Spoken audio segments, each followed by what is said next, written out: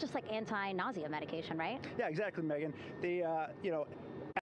It's after splashdown and do the first initial assessment. So Jesse and his team will go out there and look at each crew, kind of do their assessments, get vital signs, report back to Drs. Haas and Kumji and I back in the med bay, let them know how they're doing. And then, if they've got the normal kind of space adaptation kind of things, we expect that.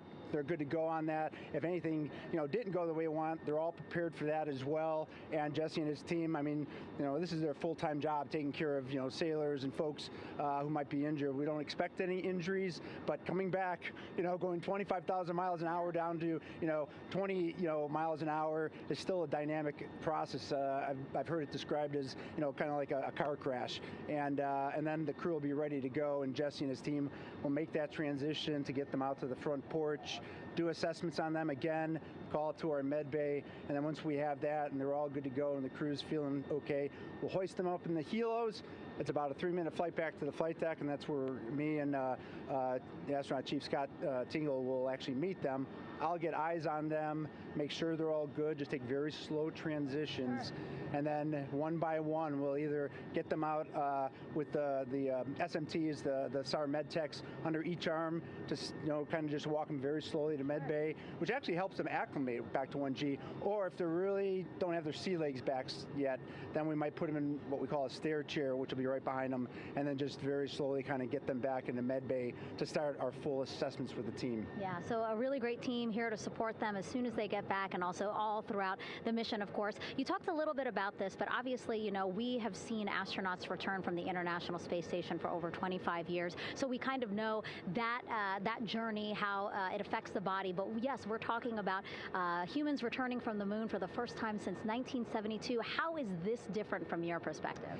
So it's different in one very significant respect.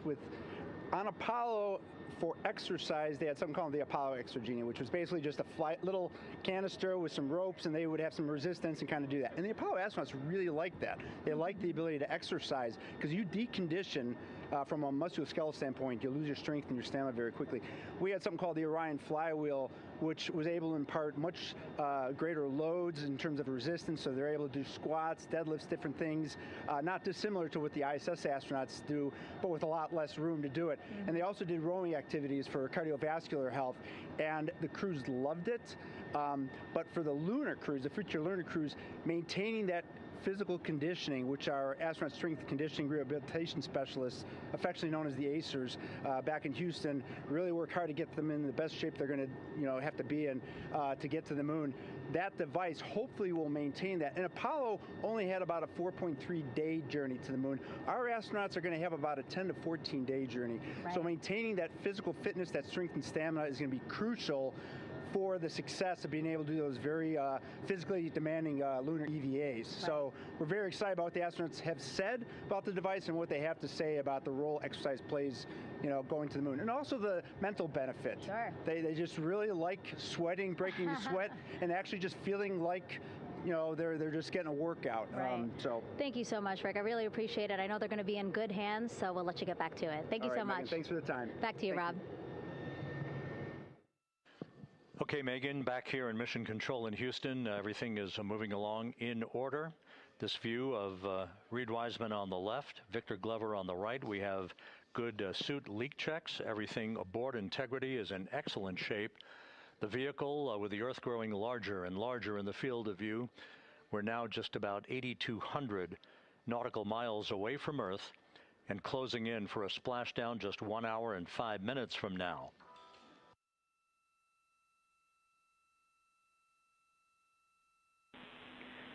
Integrity, just under a minute till your GPS maneuver initiates, and both GPS units look eager to acquire. Outstanding. Seats 3 and 4 are working on seat strap in now. Houston copies. Once again, as we start to close in on some of the major milestones, the first one coming up in just 31 minutes. And Integrity, just confirming the LCG gas trap was able to be closed out. Affirmative. Copy. crew module, service module separation scheduled just 31 minutes from now. The key point of interest, of course, will be the performance of Integrity's heat shield during its high-speed entry back into Earth and the peak heating that is expected around the spacecraft of some 4,000 to 5,000 degrees Fahrenheit. On Artemis 1, as I think most folks know by now, we flew a trajectory known as a skip entry, in which we performed an initial dip into the atmosphere to bleed off some energy. Then we skipped out of the atmosphere and dipped back into the atmosphere before splashing down in the Pacific.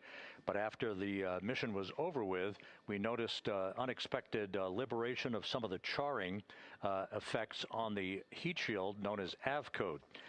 Before the flight, we had an opportunity to sit down and talk with Entry Flight Director Rick Henfling to get a perspective on what this all means and how the mission was redesigned to try to protect Integrity's heat shield to a higher extent. Let's take a look at that interview. Returning from the moon is a lot different than deorbiting from low Earth orbit. When we return from the moon, we expect to achieve velocities upwards of 36,000 feet per second. And in order to slow down to a nice, graceful splashdown in the Pacific Ocean, the flight crew is going to experience between 3 and 4 times the force of Earth's gravity. On Artemis 1, pressure buildup inside the char layer of the heat shield resulted in the char losses we saw. NASA established a Tiger team whose job was to investigate the cause of the problem and then make recommendations on how to fly the Artemis 2 mission safely and successfully. And so for Artemis 2, we are going to fly a profile that ensures the spacecraft will not see that same type of pressure profile. And so the char losses seen on Artemis 2 will not be like the ones that we saw on Artemis 1. Rick Henfling indicated that the orientation of the spacecraft and the shortening of the distance of transit to the splashdown zone from the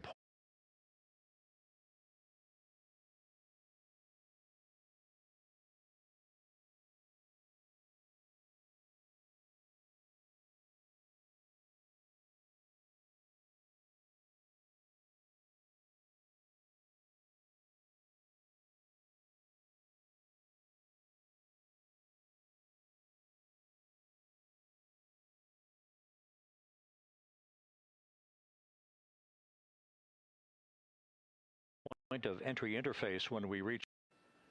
Commander Reed Wiseman reveling in his final hour in space on this mission as Integrity is passing over the southwest coast of Australia now at an altitude of some 7,600 nautical miles. That will begin the southwest and northeasterly transit across the Pacific Ocean. Let's talk a little bit more about some of the highlights and some of the numbers associated with the points of interest here. We are 27 and a half minutes away from crew module, service module separation. That will be followed about 3.5 minutes later by the raise burn that we've discussed, a 19-second burn of Integrity's thrusters to fine-tune its angle of attack as it enters the Earth's atmosphere. Entry interface is scheduled 47 and a half minutes from now. That's the point at which we will reach the top of the Earth's atmosphere, traveling about 34,882 feet per second at an altitude of 400.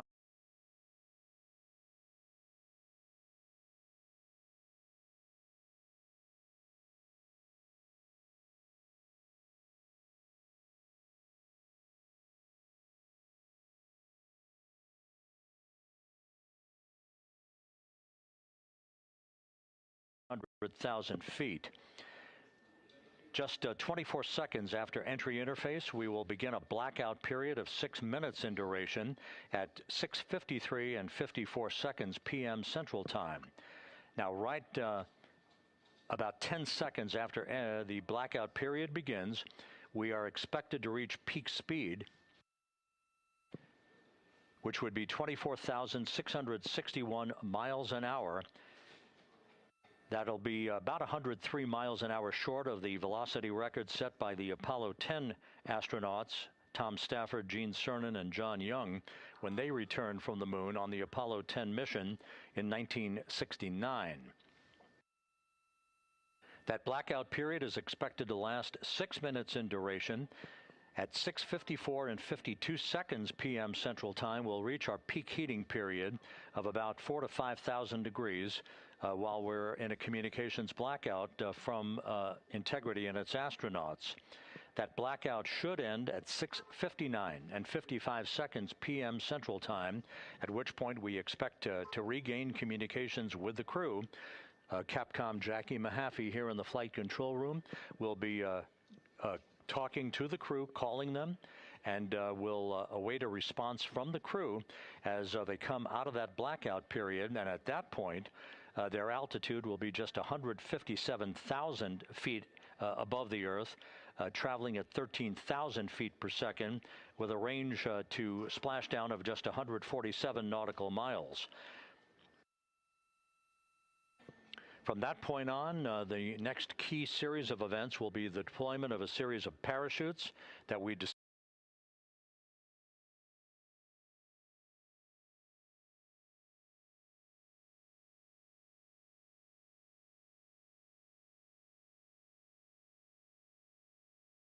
before.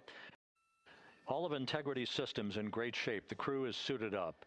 Leak checks complete as we stand by for the next major milestone, which will be the crew module service module separation just 24.5 minutes from now.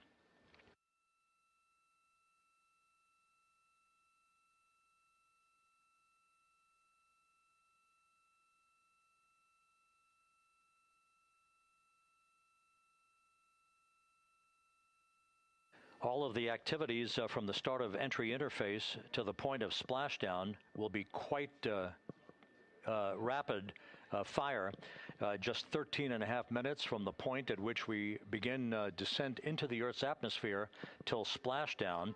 And just to show you, as Rick Shearing, the flight surgeon, alluded to in his interview with Megan Cruz, all of this happens to decelerate the vehicle from traveling around Mach 33 to just 19 miles an hour at splashdown. All of that happening in just 13.5 minutes.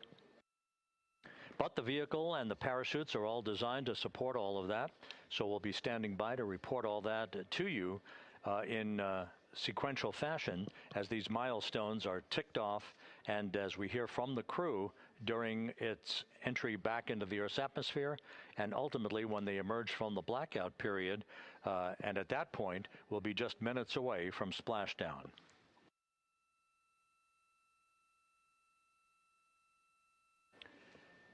So with all of those preparations ongoing, we can return here briefly for another report from the USS John P. Murtha and Megan Cruz. Megan?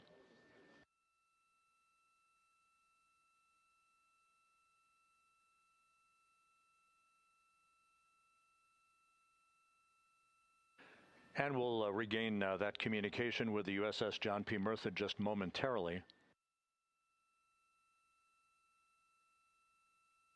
In the meantime, everything is on track aboard Integrity, the flight control team here in Houston, led by Entry Flight Director Rick Henfling. The voice you will hear talking to the crew is that of Jackie Mahaffey. She will be reporting everything to the crew and receiving their reports as they enter the Earth's atmosphere for their 13.5-minute plunge back into the atmosphere for splashdown off the coast of San Diego. Now we have the ship back with us and Megan Cruz aboard the USS John P. Murtha. Megan? 11 balloon, right?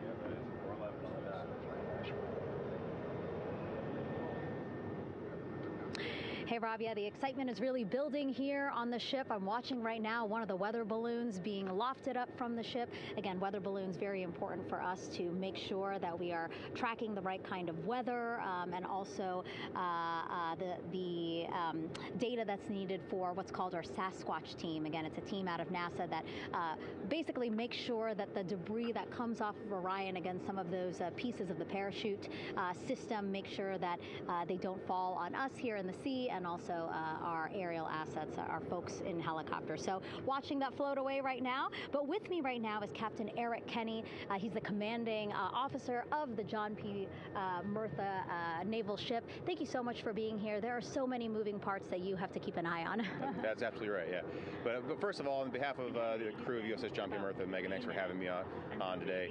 Happy to tell you what we're doing and excited to get the interview started. Yeah, absolutely. Why don't we actually take a look at the flight deck here? We'll start there. Basically, we also, while watching this weather balloon float away, we noticed all 4 helicopters leave the flight deck. We now have an empty flight deck. We had 2 imagery helos as well as the 2 crew helicopters that will go recover the crew. This is just one of the many things that, again, our ship of 550 people, it's something that you oversee as commanding officer. Yeah, absolutely. Every commanding officer, I would say really every naval service member, our priority is always safety. And as the commanding officer, I take that as one of my primary roles here on board. Mission accomplishment is important, safety always.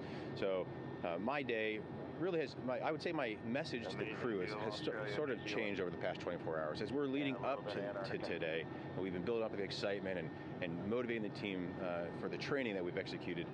But really over the past 24 hours, now I'm trying to get us to slow down a little bit. Trust our training, right? Don't believe all the hype. Don't believe everything that's going on. Just let's trust what we've done to get to this point. And if we do that, we'll be successful today. Mm-hmm. And also part of the big success is obviously the coordination between NASA and the U.S. military. How does it feel being able to support the human space program we have? Yeah, I mean, since 1959 with Mercury, Gemini, Apollo, the history between NASA and the Navy has been in lockstep. But like any other skill, if you don't practice it regularly, that skill atrophies. So we've had a few decades off from that.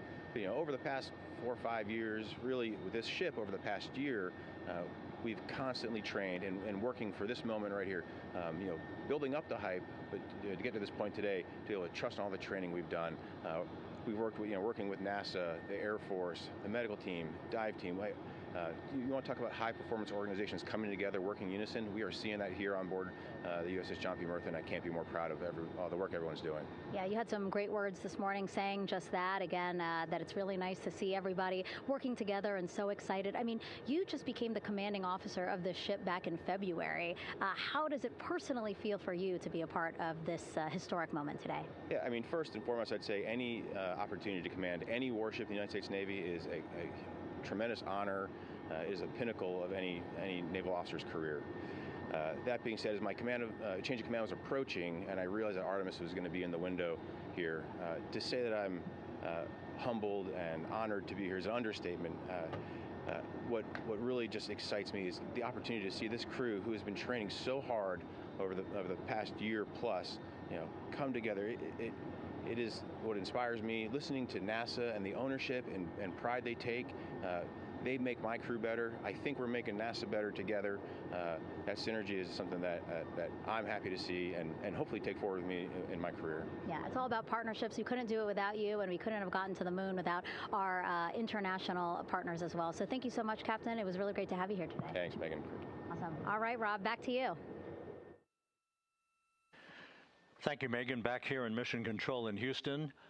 We just had a quick view of the crew. We'll get that view back, and there they are again. Here in Mission Control, the entry team of flight controllers led by Rick Henfling and Jackie Mahaffey serving as the spacecraft communicator. We have just handed over communications links from the Deep Space Network that we communicated with the crew through from the time of the translunar injection burn back on April 2nd. We've just handed back to the Tracking and Data Relay satellite system as we prepare for the crew module service module separation that will take place just 17 minutes from now. With the Earth looming in front of Integrity as it barrels back for a splashdown of the Pacific just 50 minutes from now, we're just 5,700 nautical miles from splashdown. Just one other quick note about the comparison from the Artemis 1 entry profile to the Artemis 2 entry profile and how that is serving as an extra layer of protection for Integrity's heat shield.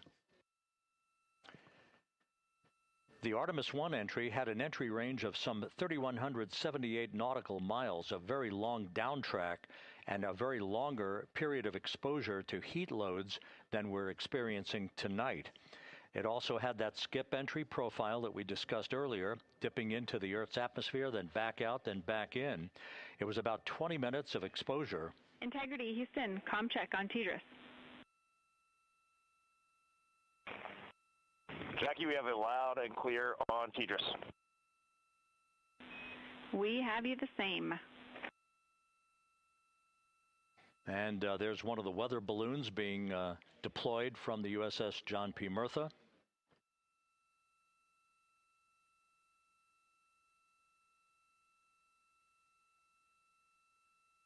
So the Artemis 1 entry had the vehicle. Any update on GPS? We haven't seen it track in yet.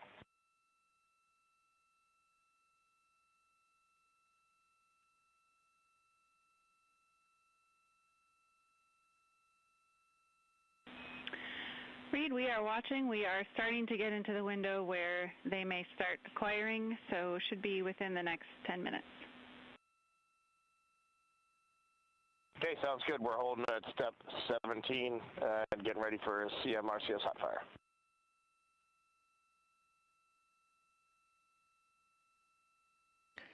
And that exchange indicating that we are expecting to acquire data from the GPS system on board. That'll be a navigational tool that will basically tell Integrity's computers that they're on track down the center line of the corridor for the entry interface that will lead them to their splashdown point. Once again, the Artemis 1 entry exposed the heat shield for about 20 minutes of peak heating. For Artemis 2, we're going to reach a downtrack distance of 1,701 nautical miles from the point of entry interface with just 14 minutes of duration. And it's basically a different angle of attack, a little bit steeper angle of attack that will protect the heat shield from excessive heat loads. So that is the difference between Artemis 1 and Artemis 2, all designed into this mission to gather data, to protect the heat shield, since the Artemis 3 mission and beyond will have a different designed heat shield that will allow that skip entry type of profile to be resumed for all of the future missions coming back from the south pole of the moon when we initiate lunar landings. So we've handed over to the tracking and data relay satellite system. That's where we'll have communications for the rest of the flight. Just to give you some time hacks here, we're 13.5 minutes away from crew module, service module separation, and just 17 minutes away from the raise burn, that 19-second firing of the thrusters that will basically be the final fine-tuning of the angle of attack for Integrity as it enters the Earth's atmosphere.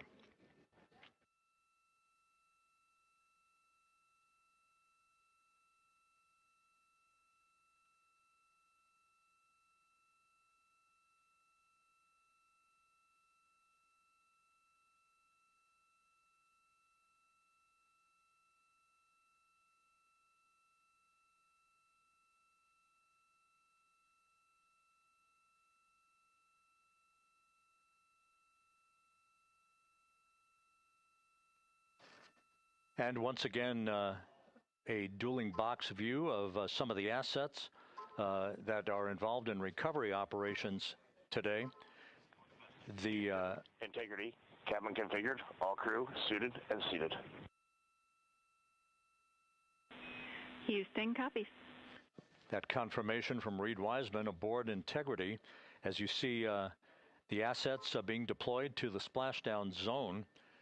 At the time of splashdown, we expect the John P. Murtha to be about 5 miles away from Integrity, keeping a safe distance until we are sure that the vehicle is in the water and upright, and that it is in a good configuration system-wide for the recovery teams to begin to approach the vehicle to erect that inflatable raft. 2 minutes to CM-RCS warm-up hot fire. We're ready. That call from spacecraft communicator Jackie Mahaffey indicating that we're 2 minutes away from a quick burst of the reaction control system. Thrusters, that will be a hot fire test prior to the separation of the crew module from the service module. The European service module has performed flawlessly throughout this flight. Everything, all the burns that had been prescribed for that service module have been executed on time and without a problem. There is the European flight control room that has overseen the manufacturing, the design of the European service module. They deserve quite a bit of credit on this mission for not only propelling the integrity and its astronauts toward the moon, but also conducting the fine-tuning of its trajectory to bring it to this point where we are dead spot on down the middle of the corridor trajectory-wise to bring integrity down for its splashdown in the Pacific just 44 minutes from now.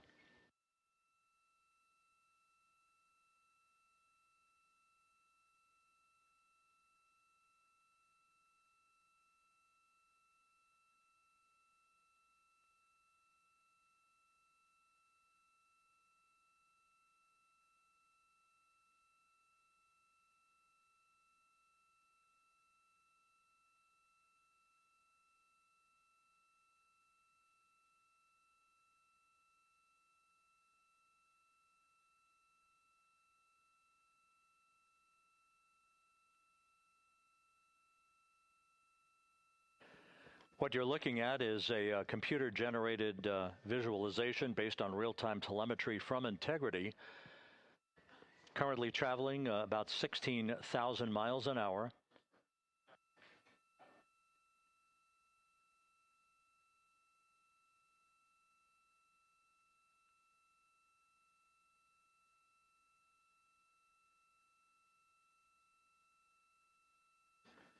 Integrity traveling about 16,000 miles an hour. For the prop cautions, we're taking a look. Copy that. Now just about 5,100 miles from Earth. Splashdown scheduled 43 minutes from now. We're just 9.5 minutes away from the crew module service module separation.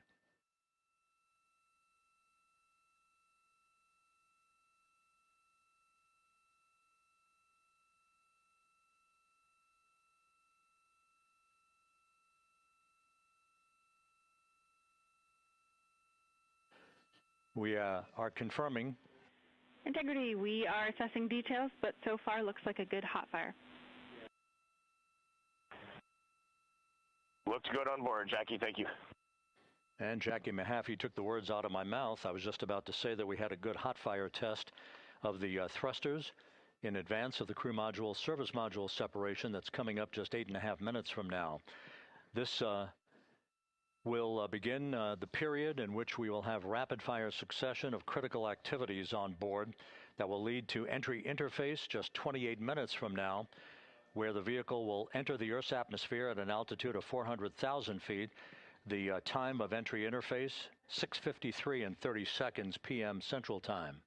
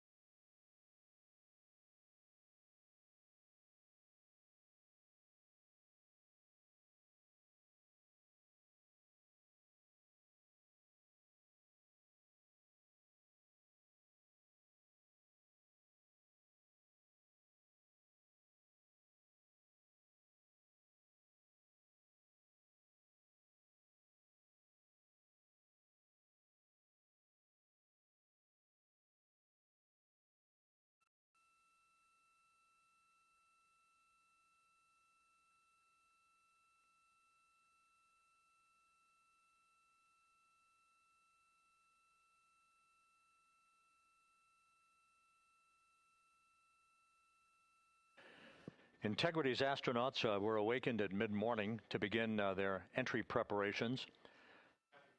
And propulsion officer now reports a good hot fire test in preparation for the crew module service module separation.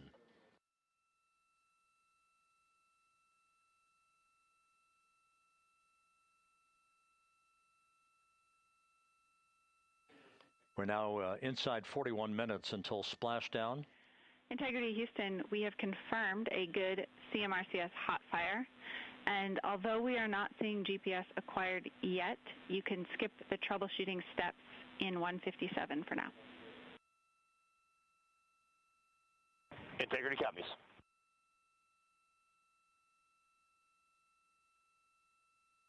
That GPS discussion indicating that we will be acquiring navigational data for Integrity through the Global Positioning System equipment on board. We just don't have it yet, but we will.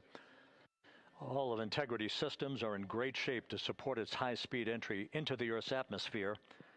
It, once again, will reach a peak speed of 24,661.21 miles an hour. Your call, GPS. We at least have GPS 1 looking good on board.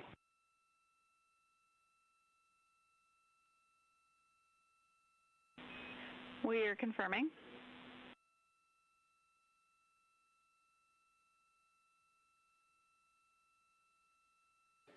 The Guidance Navigation and Control Officer here in Mission Control confirming that we have good lock on GPS data. We are on a communications link now through the Tracking and Data Relay satellite system. Now, following splashdown, we're going to lose that link and go to what's called a VLDR, a very low data rate communications link, so that we can talk to the crew inside Integrity as they are on the water. Integrity, confirm we do see good GPS. We do too, especially GPS 1 is accepting in nav channels 1 and 3. That GPS data is basically telling Integrity's onboard computers its position relative to the Earth, but its trajectory and its orientation according to flight dynamics and the Guidance Navigation and Control Officer is spot on. We have now armed the pyros for the crew module service module separation coming up less than 5 minutes from now.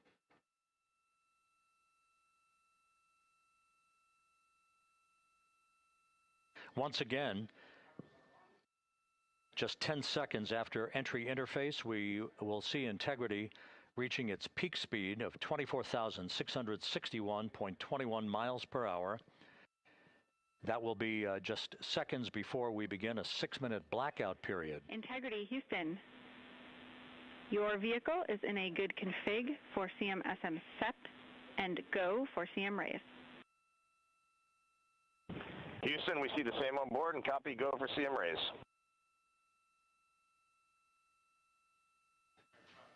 That CM raise referred to as the slight firing of 19 seconds by Integrity's thrusters with a change in velocity of 9.9 feet per second, a slight nudge of the aft end of the vehicle so that it's tilted a bit upward, providing the final angle of attack as the vehicle enters the Earth's atmosphere, this being the mitigating factor that will reduce heat loads on the heat shield as we reach a point downrange from the start of entry interface, some 1,701 nautical miles to the splashdown site.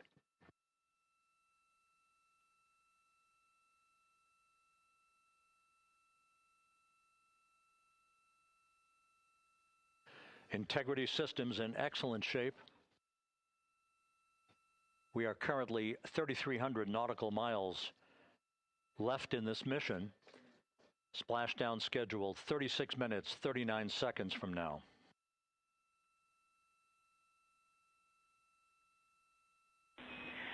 Integrity Houston, for the 2 enabled prop cautions, what happened is while the thrusters were firing, multiple pressure sensors on each of the strings diverged a bit from each other.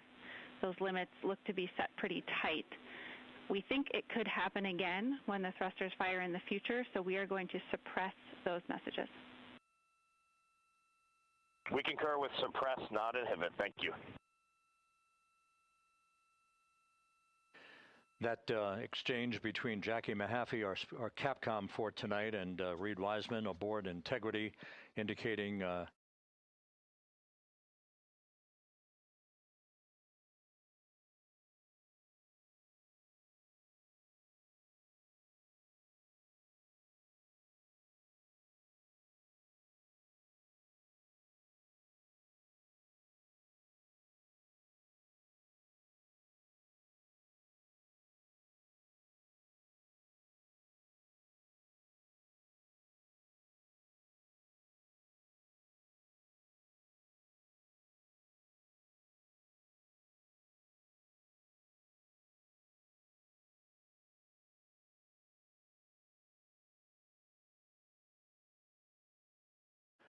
basically to ignore sensor data.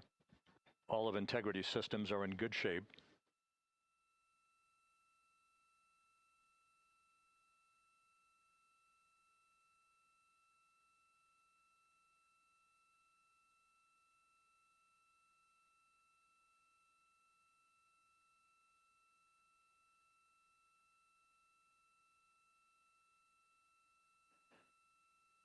Now, coming up on about 90 seconds till the crew module, service module separate.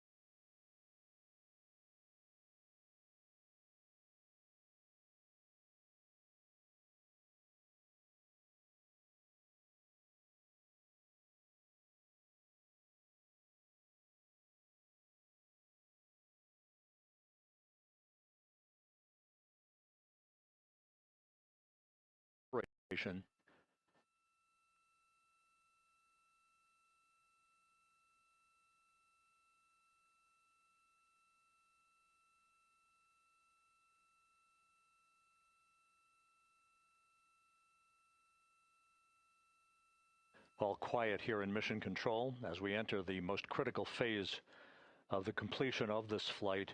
All of the preparatory activities leading up to the vehicle entering the Earth's atmosphere just 21 minutes from now.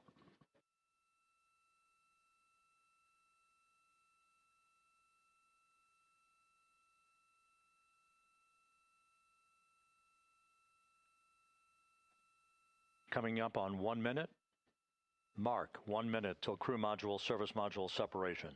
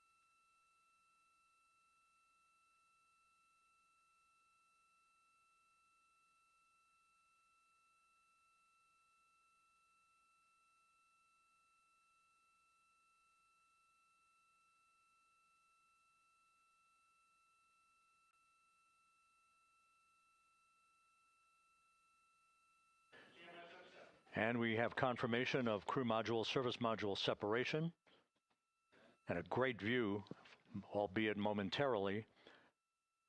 Houston, good step on board. Houston copies and concurs. The European service module now separated from Integrity, a job well done. Integrity, no action for the 4 CDH cautions. Those are SM related, not applicable. Integrity.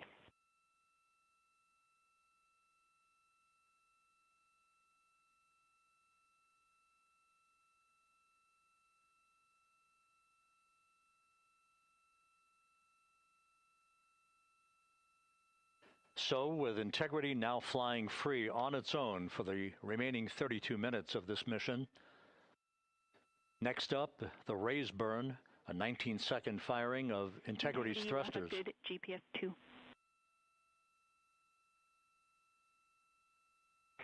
Integrity copies, good GPS 2.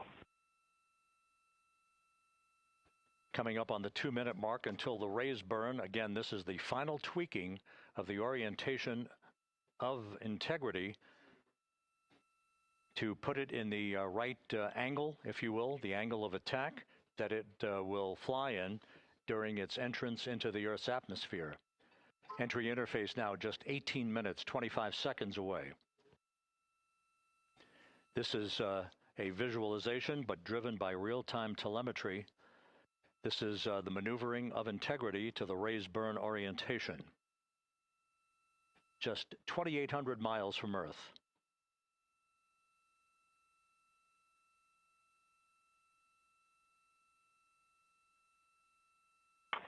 Houston, we got a great view of the European service module out the window with the sun hitting the side and the solar rays and the NASA worm right there. It's a beautiful looking machine. Roger.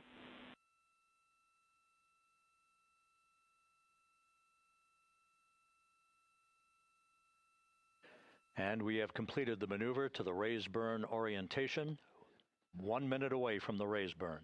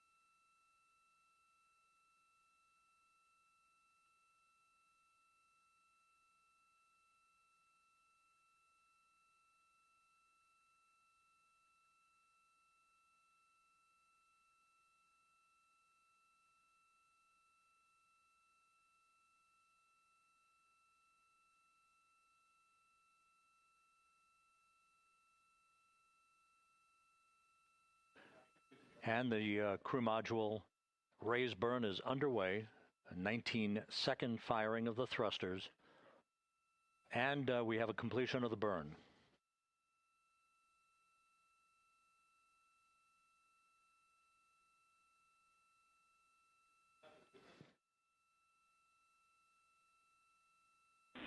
Integrity, good. CM raise burn. Your flight path angle is within limits.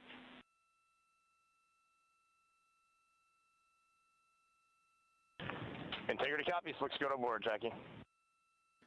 So the final maneuver is now complete. Our trajectory for a splashdown in the Pacific 29 minutes from now is set and will not be amended any further. And we have the right angle of attack to mitigate any excessive heat loads on the vehicle during entry interface. Integrity, Houston, a heads up about comm coverage. When you perform the 180 roll, for the first minute or so in that attitude, we expect about a minute LOS. We copy.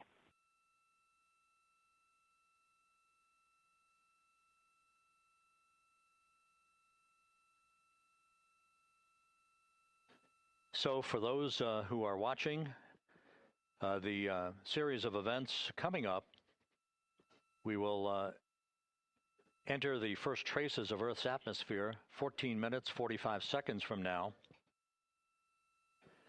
6:53 and 30 seconds is what is pegged for entry interface at an altitude of 400,000 feet, traveling at approximately 34,800 feet per second, range to touchdown or splashdown 1,701 nautical miles. 24 seconds after entry interface, we will enter a 6-minute blackout period in which we will lose communications with the crew. This is expected due to the buildup of plasma around the vehicle. That's an ionization effect due to the collision, if you will, of the velocity of the spacecraft with the friction of the Earth's atmosphere. That 6-minute blackout is expected to begin at 6:53 and 54 seconds p.m. Central Time. During that period of time, we will reach our peak speed of 24,661 miles per hour. That comes just short, based on unofficial data from the flight dynamics officer right now, will come just short of the velocity record set by Apollo 10 of 24,791 miles per hour in 1969. We expect peak heating on the vehicle at 6:54 and 52 seconds p.m. Central Time, a minute and 22 seconds into entry interface. At that point, we will be just 204,000 feet above the Earth, traveling at 33,000 feet per second. The blackout period is expected to last 6 minutes, We expect that blackout period to end at 6:59 and 55 seconds p.m. Central Time. From the end of the blackout period until splashdown, it is just 7 minutes, at which point we'll start deploying the series of parachutes to slow integrity down to an ultimate splashdown velocity of just 19 miles an hour. We see the same, waiting for the 180 rolls.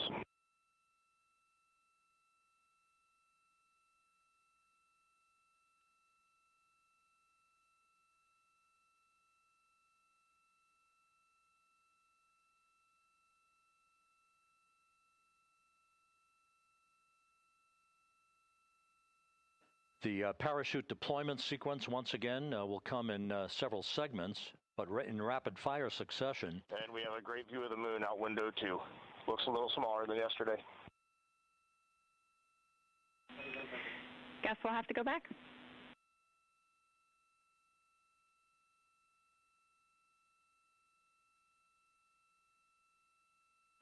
Reed Wiseman and Jackie Mahaffey exchanging discussion on a view of the moon that Integrity's astronauts are seeing in the final minutes of this mission that will be completed with splashdown just 25 minutes from now. 3 forward bay cover parachutes will be used to pull the forward bay cover off the top of the vehicle. Then 2 drogue parachutes will be deployed to slow and stabilize the crew module during its descent, followed by 3 pilot parachutes that will lift and deploy the main parachutes from the forward bay. The final sequence will have 3 main parachutes deployed. These will be 116 feet in diameter, each main parachute approximately 265 feet long when reefed. The parachutes will ultimately slow Integrity down from its peak speed of almost 33 times the speed of sound to a gentle 19 miles an hour at splashdown.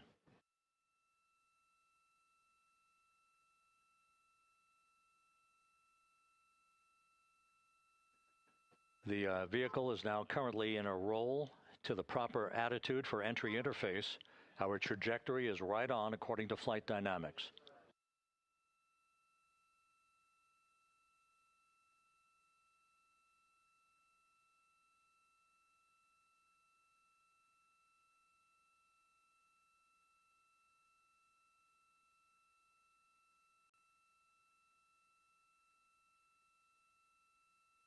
Integrity is on a trajectory from southwest and northeast across the Pacific Ocean, descending at a rate of 15,000 feet per second.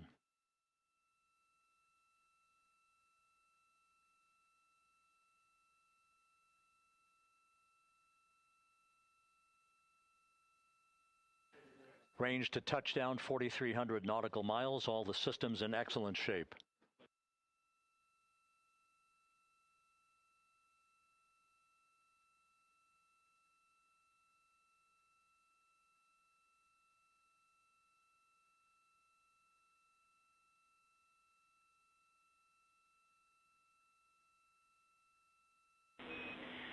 Integrity, Orion in the EI roll 180 attitude. Looks good on board, Jackie.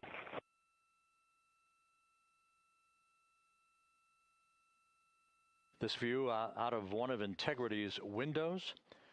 We had a call for 3 good baros. Those are barometric pressure sensors that feed altitude and rate of descent information to Integrity's computers that will trigger the parachute deployment sequence. We are less than 9 minutes away from entry interface, 22 minutes from splashdown.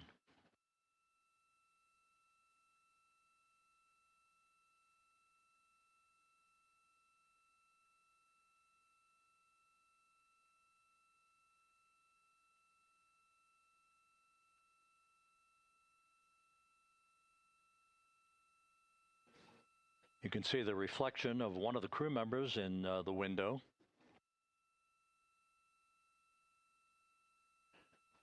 Out in the Pacific, the weather conditions remain go. Just a few clouds, some scattered clouds, winds at 10 knots, wave heights just about 4 feet. A gentle day in the Pacific for the homecoming of Integrity's astronauts.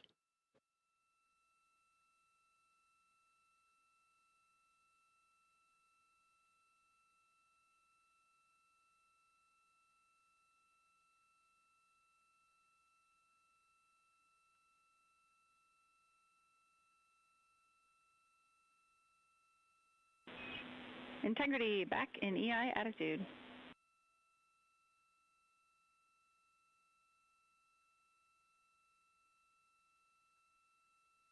We see the same on board, Jackie.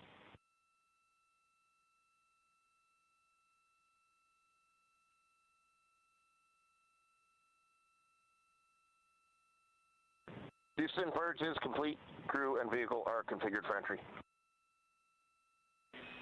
Houston copies. And we're in step 37, transferring nav state to BFS.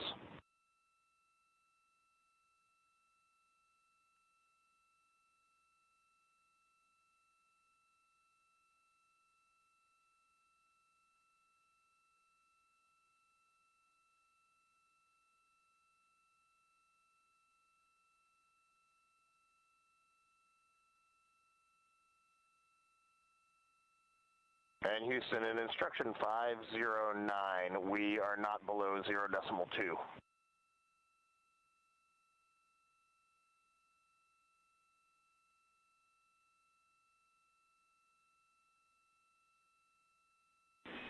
Integrity, no action required. Integrity.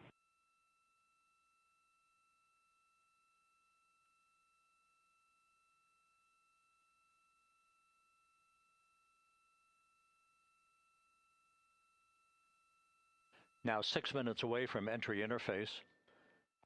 We will hit the first traces of Earth's atmosphere at an altitude of 400,000 feet, traveling about 34,882 feet per second. Range to splashdown at that point will be 1,701 nautical miles.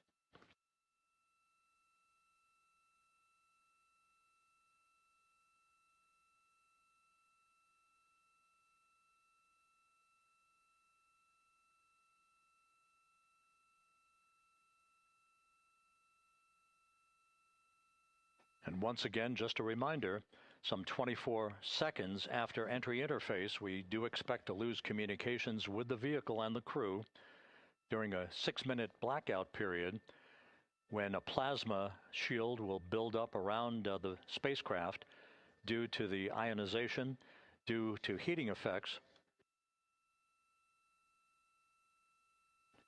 And Flight Dynamics has just confirmed we will have a blackout period of exactly 6 minutes in duration. And once again, that's due to the fact that a plasma buildup around the vehicle will prevent communications and data, so we will not be able to talk to the crew members at that time, nor will we receive data here in the flight control room. Houston, everything is looking good on board. Just confirm no pre-EI downloads. Houston concurs.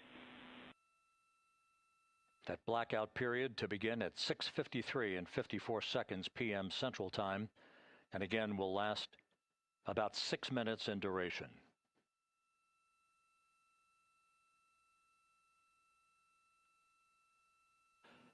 We're 4 minutes away from entry interface.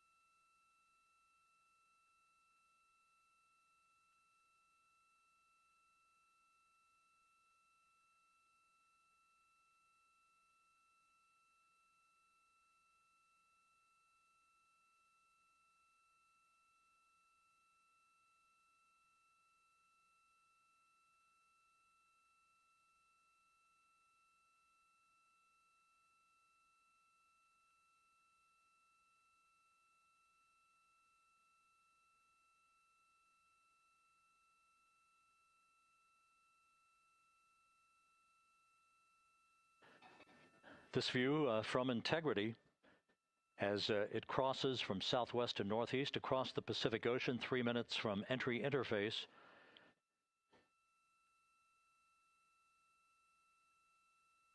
16.5 minutes till splashdown.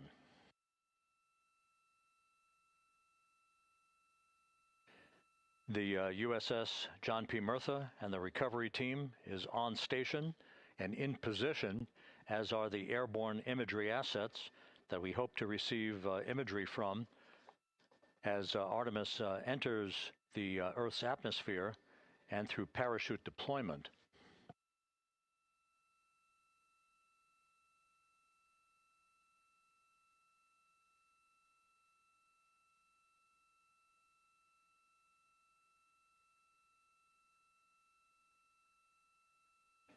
All of Integrity's systems are in great shape. The crew is ready to complete its mission just 15.5 minutes from now.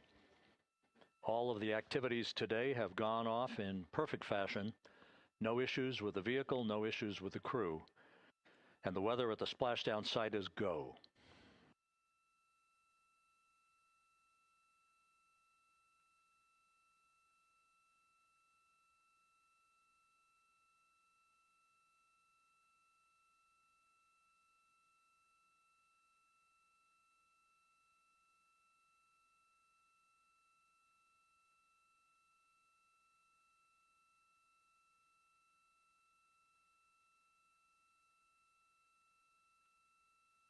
Coming up on 1 minute until entry interface.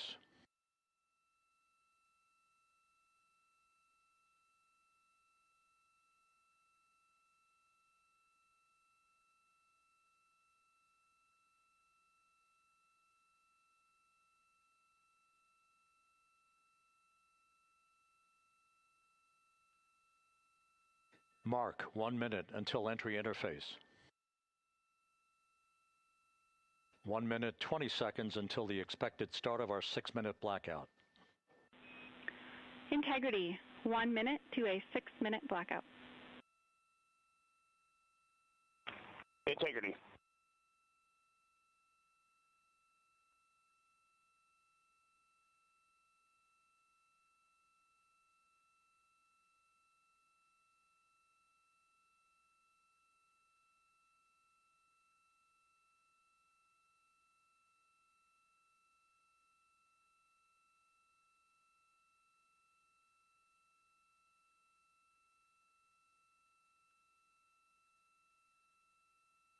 Ten seconds till entry interface.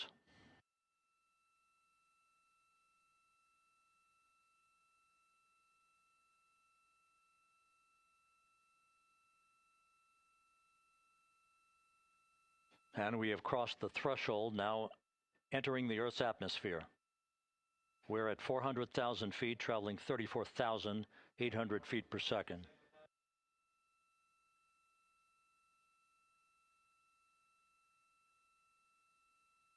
Time to splash down, 13 minutes, 10 seconds.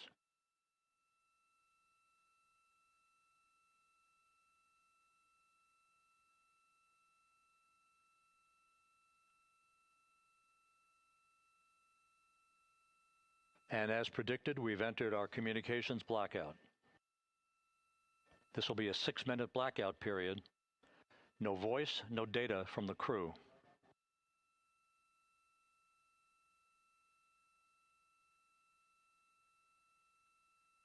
We're 30 seconds away from the anticipated point of peak heating on the vehicle, where temperatures will rise to about 4,000 to 5,000 degrees Fahrenheit. This is the true test of our trajectory.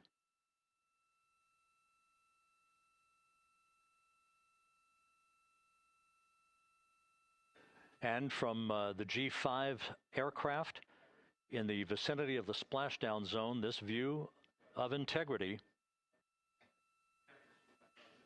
So that pinpoint of light shows the vehicle as it enters the period of peak heating in the Earth's atmosphere, the first tug of gravity being felt by Integrity's astronauts since their launch back on April 1st.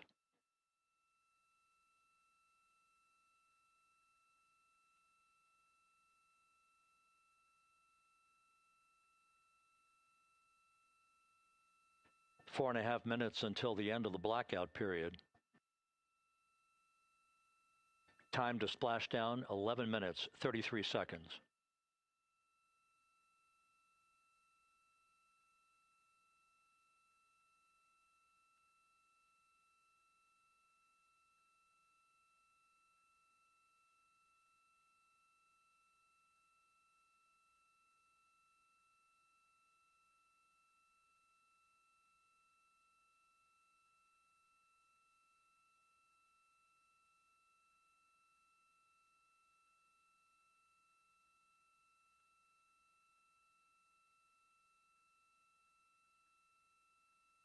The landing and support officer reports that the P3 has acquisition on integrity.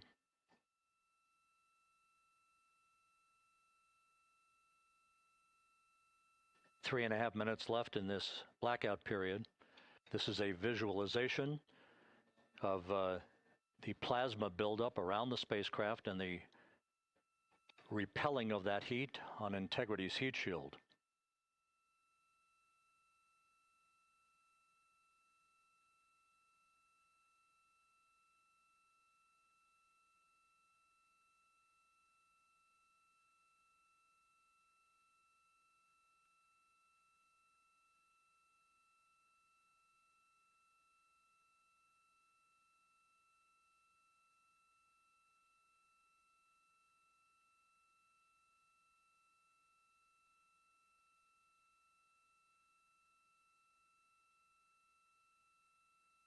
Flight Dynamics reports that airborne assets in the vicinity of the splashdown zone do have a visual on Integrity.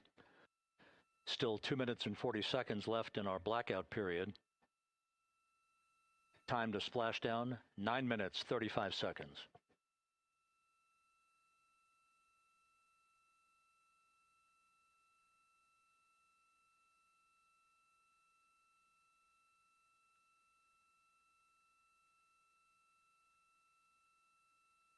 Multiple airborne assets as part of the recovery team all have visuals on Integrity.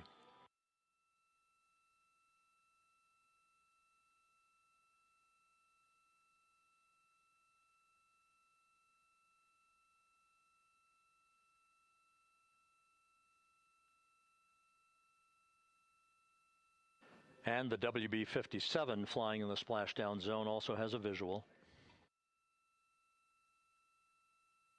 And the Navy helos also have visuals.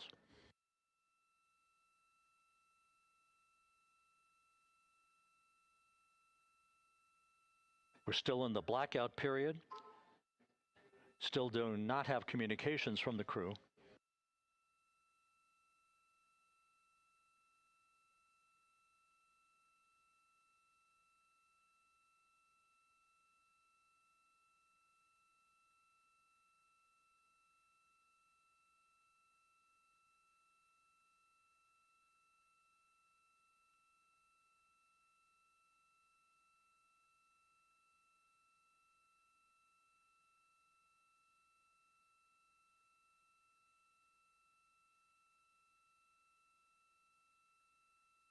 We're standing by for communications from the crew.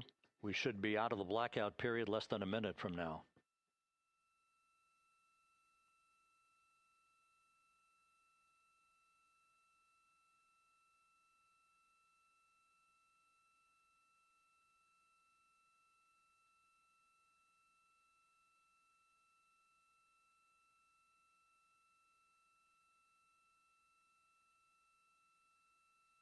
We are now processing data from Integrity.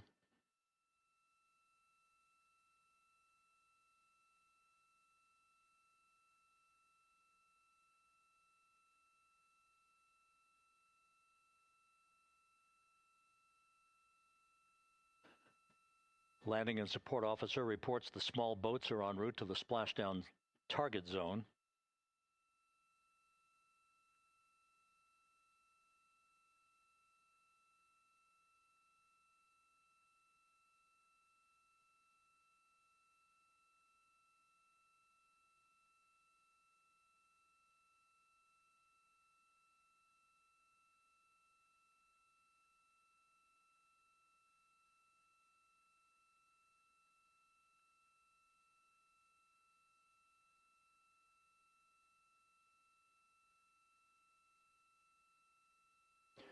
Passing through 150,000 feet, our trajectory is perfect. We're getting intermittent views of Integrity. Still waiting to establish voice communication.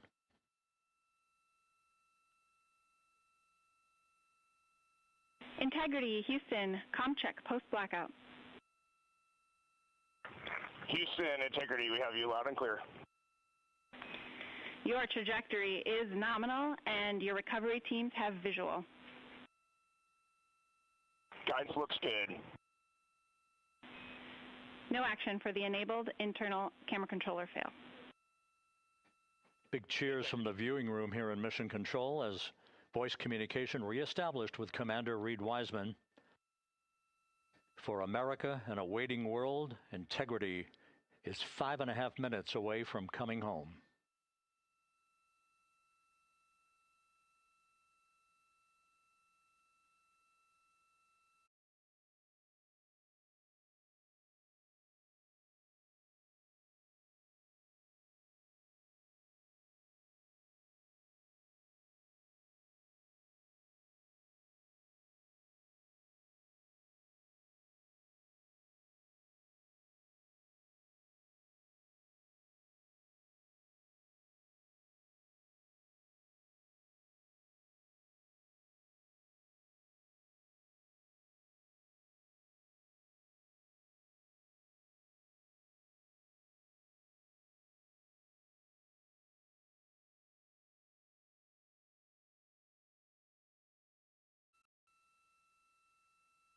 Passing 100,000 feet now. Range to splashdown 19 nautical miles.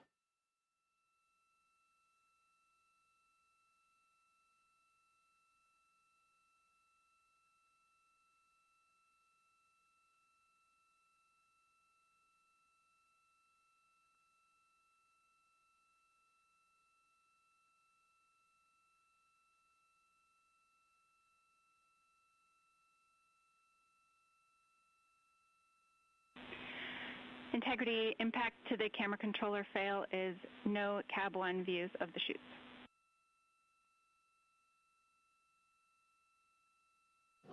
Integrity. We're processing good data through the GPS system. A good view of Integrity, time to splashdown 4.5 minutes.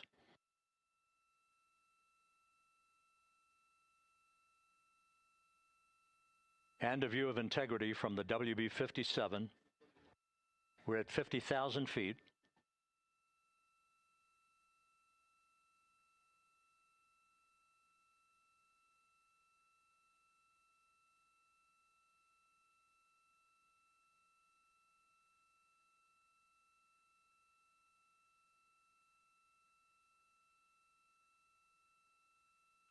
The pyros are armed for forward bay covered jettison.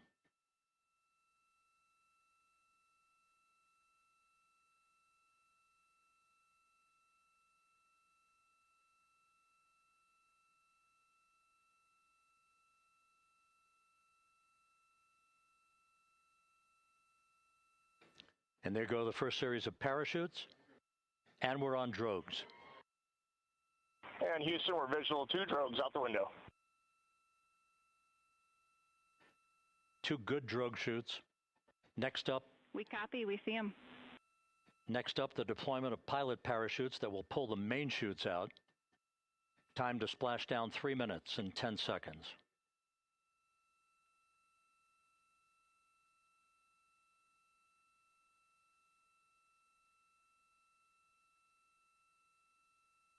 Perfect descent rate according to flight dynamics. Good rates on 2 drogues. We see the same on board.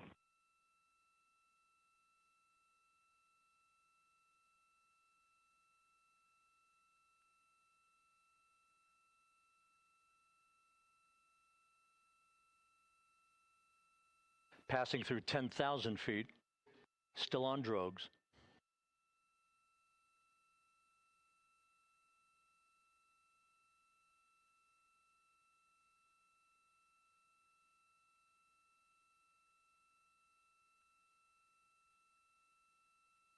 Main chute deploy. We're at 5,000 feet.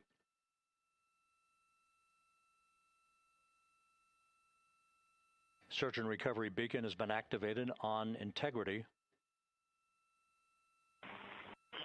And we have 3 good main chutes.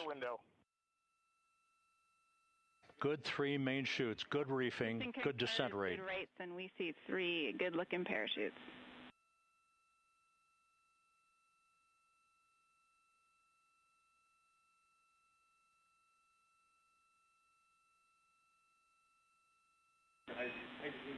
Integrity. Cabin pressure indicates no need for hydrazine checks. Integrity copies. This is a perfect descent for Integrity. Its crew sounding hale and hearty on board. Time to splash down 1 minute, 15 seconds.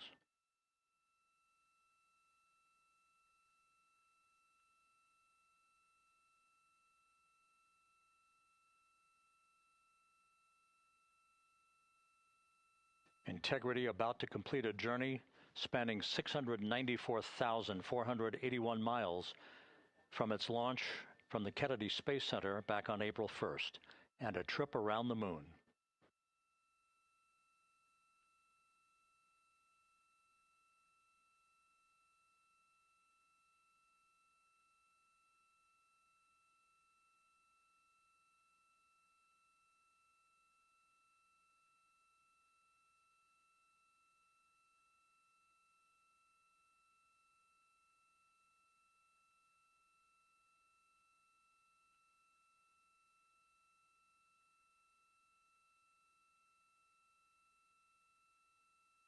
Passing through 1,000 feet.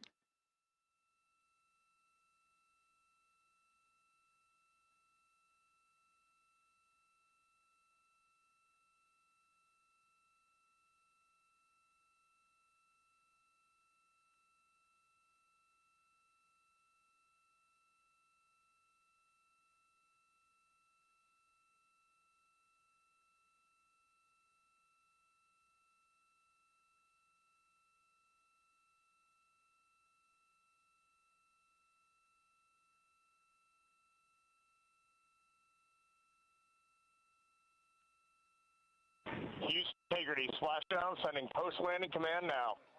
Splashdown confirmed. Copy splashdown, waiting on VLDR. Splashdown confirmed at 7:07 p.m. Central Time, 5:07 p.m. Pacific Time. From the pages of Jules Verne to a modern-day mission to the moon, a new chapter of the exploration of our celestial neighbor is complete. Integrity's astronauts back on Earth.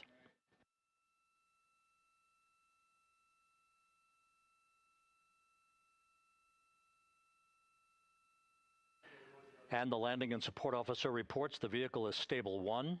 We still will be deploying the crew module uprighting system to maintain that orientation. A perfect bullseye splashdown for Integrity and its 4 astronauts.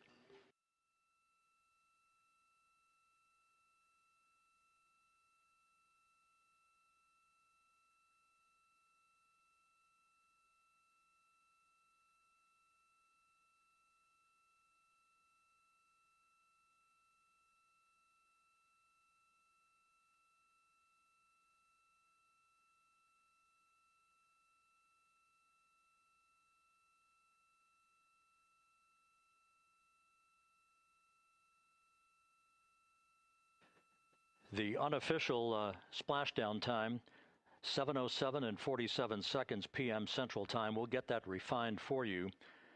That would put the end of the mission at a mission elapsed time of 9 days, 1 hour, 31 minutes, 35 seconds.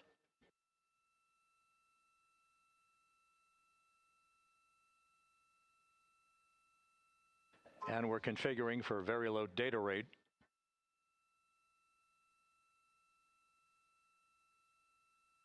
Once again, splashdown occurring in the Pacific, southwest of San Diego at 7:07 and 47 seconds p.m. Integrity Houston, comm check on VLDR.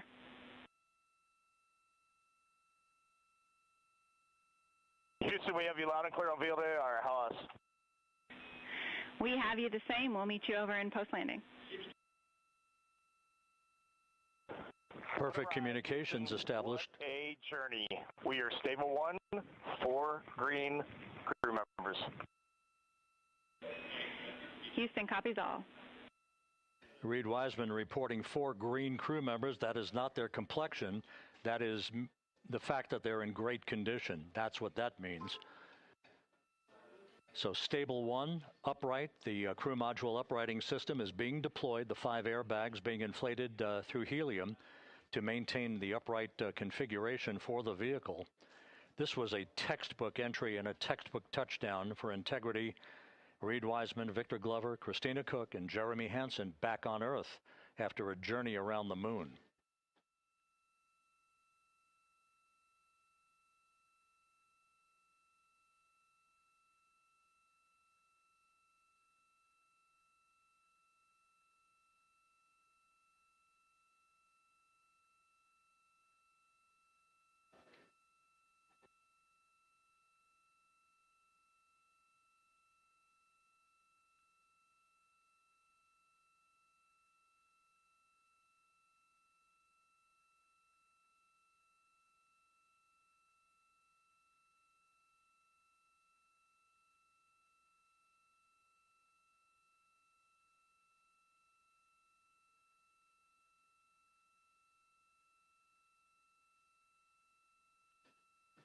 We continue to monitor the functioning of the CMOOS system. The airbags are being inflated to maintain a stable one or upright configuration. And there's a good view from one of the naval helicopters hovering overhead. Reed Wiseman reporting 4 green crew members, meaning they're all in excellent shape.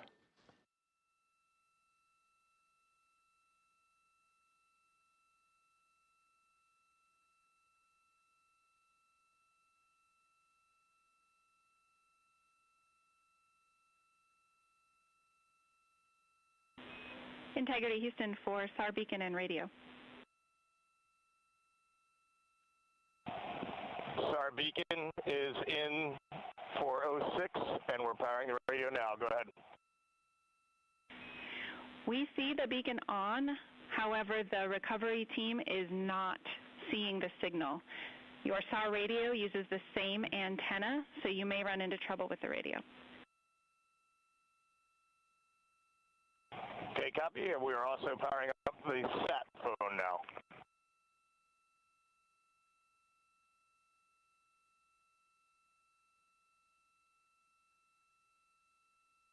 So Integrity is in great shape, and as the crew continues its post-splashdown timelined activities on board, Reed Wiseman once again reporting that all 4 crew members are in excellent shape. And we have 5 inflated airbags to maintain an upright configuration so that the recovery team can now begin a slow approach to the vehicle. Meanwhile, here in the flight control room, Entry Flight Director Rick Henfling is polling his team of flight controllers for the start of powering down the vehicle after a thorough systems check. We have no toxic gases to be concerned about, so the recovery personnel can approach the vehicle, but not until we have powered down the spacecraft. That's expected to take a few more minutes.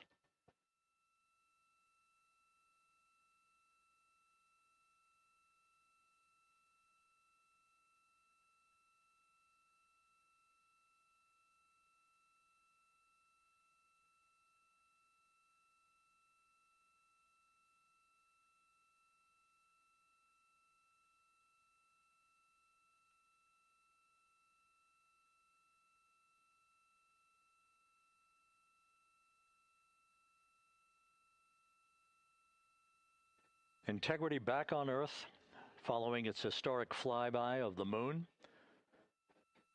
It was, for all intents and purposes, a textbook mission. On 28, but I'll remain on this frequency. We copy.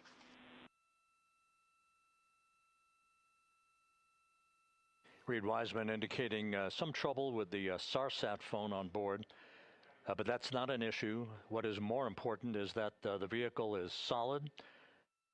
No issues as we begin the power down of the vehicle to begin the recovery process.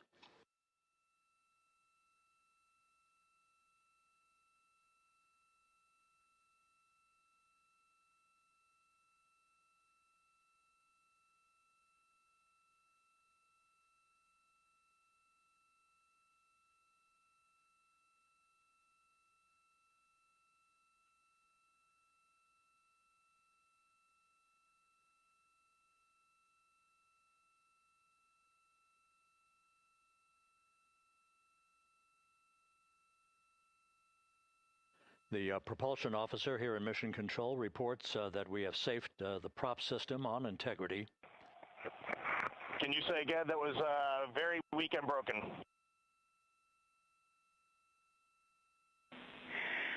Integrity, Houston did not call.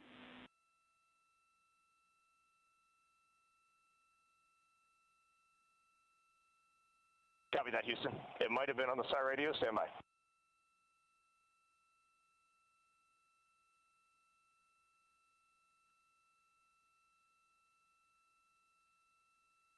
All of the milestones were executed in perfect fashion. Integrity entering the Earth's atmosphere right on time, reaching its peak speed shortly after a blackout period began. We emerged from the blackout period, but the recovery imagery airborne assets were able to pick up Integrity's descent almost immediately through entry interface, tracking the vehicle all the way down. And finally, you saw the sequence of chute deployments. First, the forward bay cover being pulled off the top of the vehicle by a series of 3 parachutes. Then the drogue chutes were deployed, followed by the 3 main chutes that slowed the splashdown velocity of Integrity to just 19 miles an hour.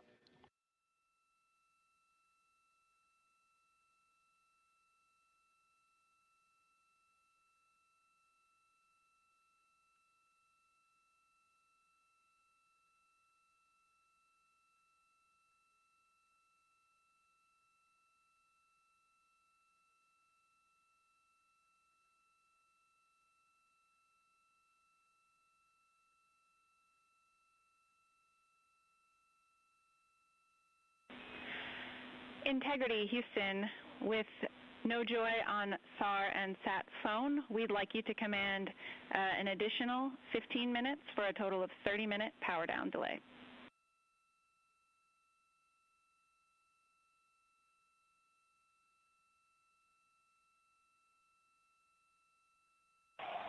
All right, Jackie, we have selected T/D+30. No joy on SAR radio or sat phone. And stand by, we have the master diver on SAR radio. Please hold comms. Hey, Lily. Excuse me. Hey, Jackie, we just got the master diver on SAR.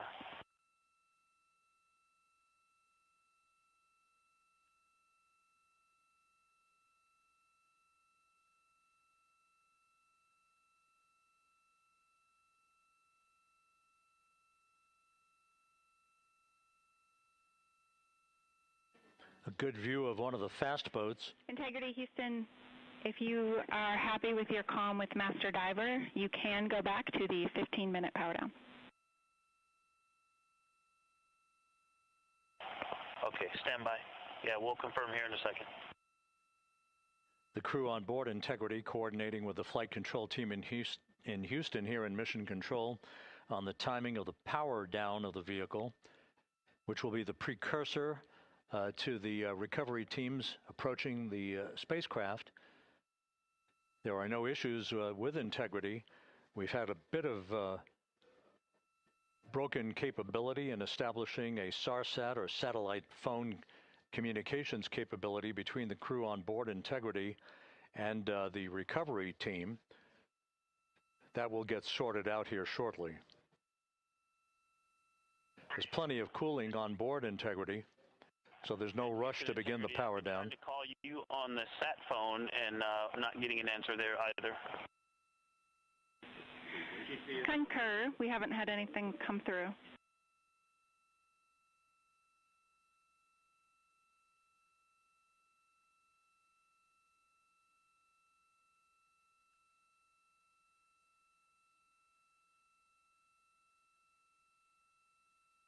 And Houston, if you could relay to recovery that we hear them, but it does not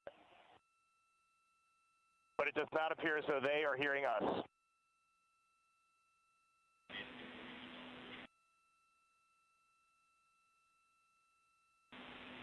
Houston copies, and Reed, just to confirm, you are pushing the PTT on the radio.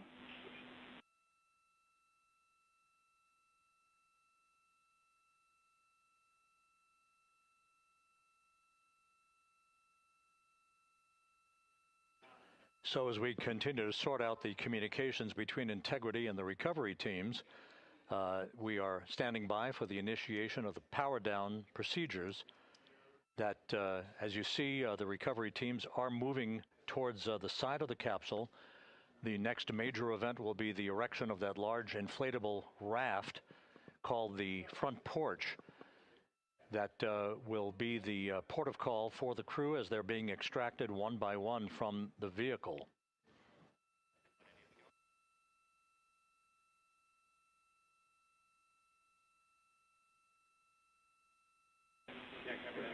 Integrity Houston, for sat phone, we are going to attempt to call you.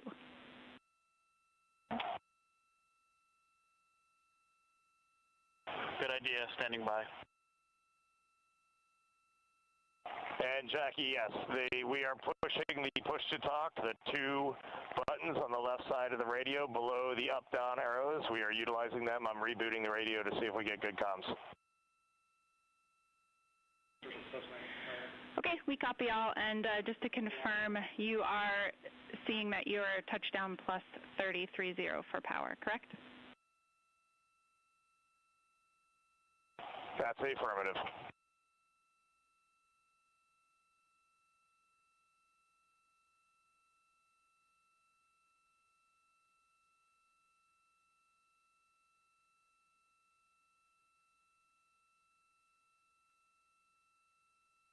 We are trying a backdoor approach to have mission control here call the crew on their satellite phone. This is all part of the coordination for the power down of the vehicle that will initiate the actual recovery operation. The first boats with the Navy divers on board are standing by, waiting to close in on Integrity to begin the process of erecting the large inflatable raft. That's called the front porch. That will be where the astronauts are extracted from so that they can have a few minutes to get their land legs back before they're hoisted aboard the Navy helicopters for the flight back to the deck of the USS John P. Murtha. Cannot reply.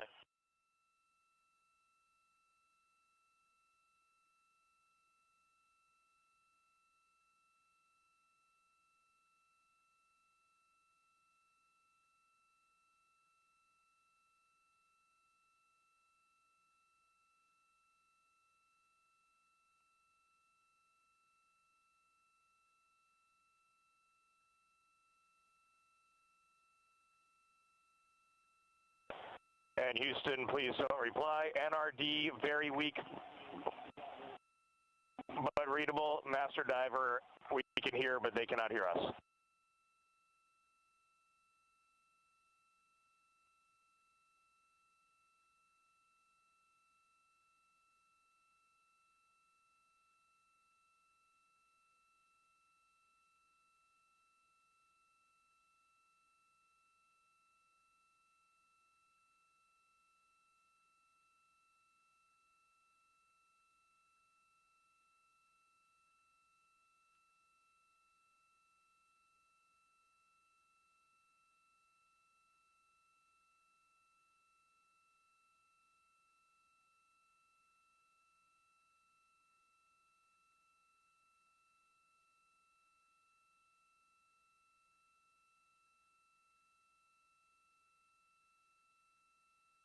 And Houston on OE1, is there any chance to tie us into NRD?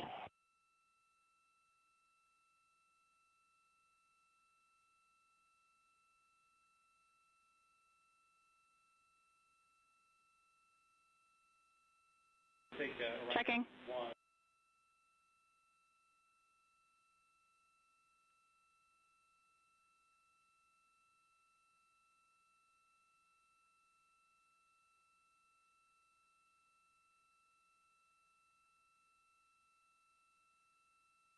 This is Mission Control Houston.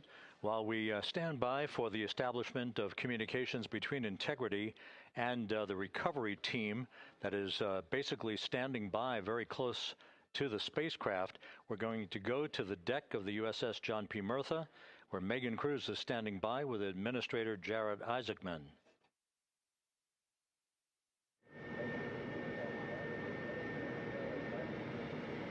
Hey, Rob, yeah, just such an honor to be able to be here on the ship, to be able to share and experience this moment with everyone together. And of course, as you just said, yes, here with NASA Administrator Jared Isaacman. Administrator, how did you feel getting to witness this and seeing NASA at its best? Oh, I mean, I'm honestly, I'm still at a loss for words. I mean, you know, like the childhood Jared right now can't believe what I just saw. I mean, almost been waiting my whole lifetime to see this, and then it's NASA Administrator. I just couldn't be more proud of the entire workforce, the years, the effort, the late nights, all the hard work from across the country that contributed to this incredible moment right now. And yeah, incredibly grateful too for our teams here on the John P. Murtha right now. Yeah, look at them behind us here. Got everybody. Hey, what do you guys think? We just brought some astronauts back from the moon, huh?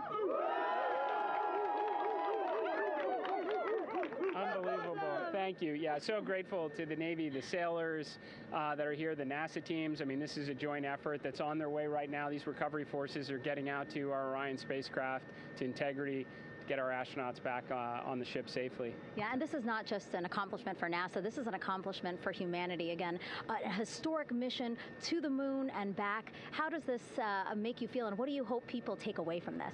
Well, I'll tell you, you know, I think about the crew members that we've all had an opportunity to observe over the last 10 days, right? I mean, they're absolutely professional astronauts. I mean, wonderful communicators, almost poets. But then I think these were the ambassadors from humanity to the stars that we sent out there right now. And I can't imagine a better crew than the Artemis II crew that just completed a perfect mission right now. So yes, it's a huge moment for everybody, right? I mean, we are back in the business of sending astronauts to the moon, bringing them back safely, and to set up for a series more. I mean, this is not a once in a lifetime, which you hear sometimes around here. It's like, this was a once in a lifetime. No, it's not. This is just the beginning. We are going to get back into doing this with frequency, sending missions to the moon until we land on it in 2028 and start building our base. Yeah, are we going to build on the momentum for Artemis III? I mean, it's just around the corner. Absolutely. So, I mean, that's, you know, part of me too. Like, I can't wait to get the crew off of Integrity right now, but also getting Integrity back on this ship so we can start taking a look at it, because all that data is so precious to us right now. I mean, we are going to definitely want to take a good look at the thermal protection system. We're going to want to download all the data they couldn't transmit back to us and use that to inform Artemis III. But we're already making progress, right? You had SRB segments already showing up at KSC. Core stage for Artemis III is rolling out on April 20th. We're getting Mobile Launcher 1 back in vehicle assembly building. So yes, there is a lot to celebrate right now on a mission well accomplished for Artemis II, and at the same time, we got to start getting ready for 3. Amazing. And last question, you know, for people who joined us for all 10 days to see what we can accomplish together with our international partners, what do you think about the fact that we're going to keep doing this more and more and more? It's incredibly exciting. I mean, yes, it's the contributions, like the best and brightest across the NASA workforce from across the country, our industry partners, our international partners. We had a Canadian Space Agency astronaut on board in Jeremy. We had the European Service Module. And you think, in the days leading up to this launch, I mean, 48 hours prior to launching Artemis II, I was meeting with the Italian Space Agency. We signed a memorandum of understanding to build a habitation module on the moon. I mean, you have countries, all of our allies and partners coming together saying, we are committed to this effort. We are returning to the moon. We're doing it to stay. We are building that enduring presence. We are going to master the skills on the surface of the moon so someday we can undertake missions to Mars. It's just an incredibly exciting time, and we're not going at it alone. We're bringing everybody along with us. Absolutely. And speaking of everyone, one more time, we're going to ask the crew here, you guys ready to land on the moon? Awesome. I love that. Okay, well, thank you so much, Administrator. Appreciate you being here. We're, of course, going to stay on to watch the crew get extracted from Orion, so stay tuned, and we'll see you back here shortly.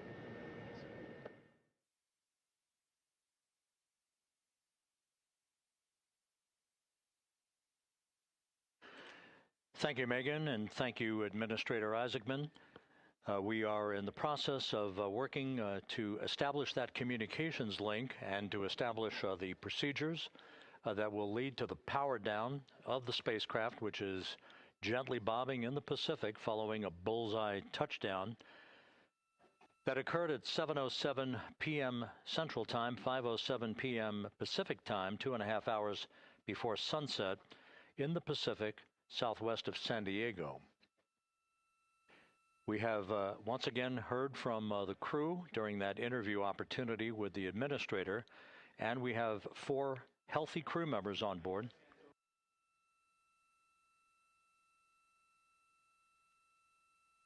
We now have confirmation that the vehicle has been powered down as per the procedures. So we have vehicle powered down, and the flight control team here in Houston, Flight Director Rick Henfling, has handed over mission authority to the Exploration Ground Systems team out in the Pacific. Now, we will physically not get off console with this team until the crew has been extracted into the front porch, that inflatable raft that will be erected along the side hatch of Integrity. So we're standing by for that in the next step in the recovery procedures. But everything is in great shape, and we have 4 healthy crew members on board the vehicle.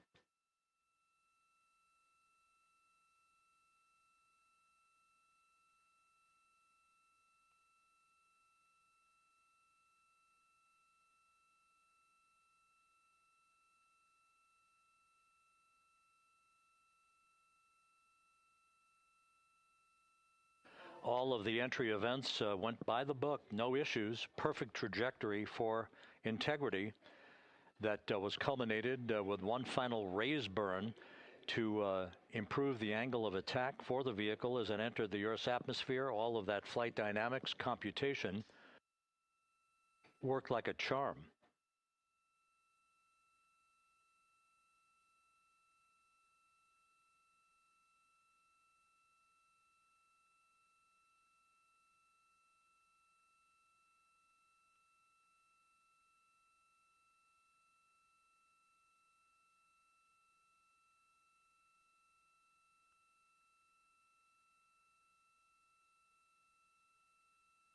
So we are standing by for the recovery team to approach Integrity and begin the process of erecting that inflatable raft called the front porch, which will see the crew members be extracted from the hatch of Orion into that inflatable raft before they're hoisted aboard 2 Navy helicopters in a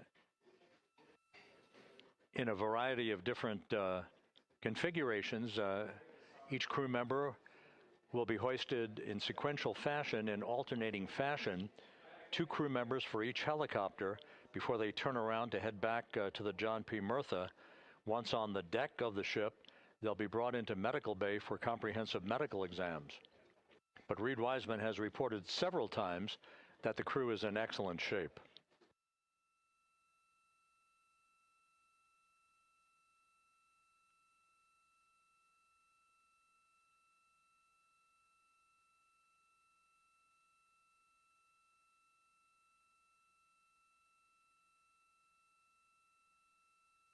So just to recap, it has been some 26.5 minutes since the splashdown of Integrity in the Pacific. The vehicle is in excellent shape. It performed like a champ all the way down through the Earth's atmosphere. All of the vehicle functions were checked off in excellent trip hammer fashion. The parachutes all deployed as planned. Splashdown occurring at 7:07 p.m. Central Time, 5:07 p.m. Pacific Time.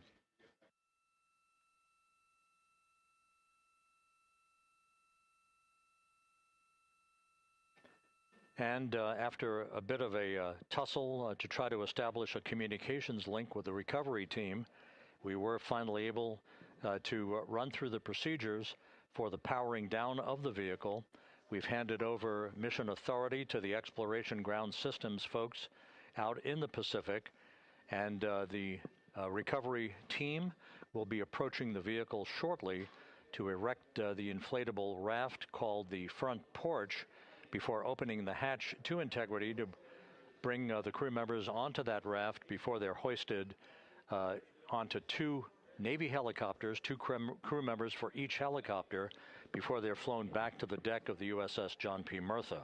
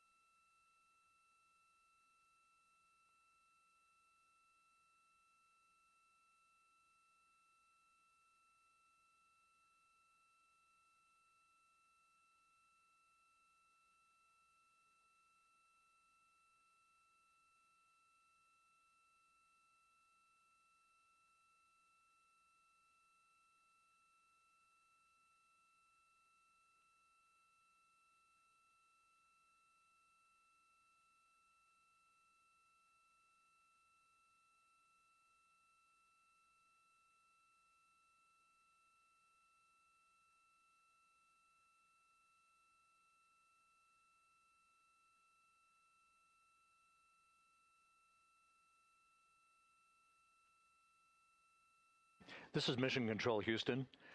After talking to the flight dynamics folks, we have a bit of a refinement on the splashdown time for you. Their computation shows a splashdown time of 7:07 and 27 seconds p.m. Central Time, 7:07 and 27 seconds p.m. Central Time.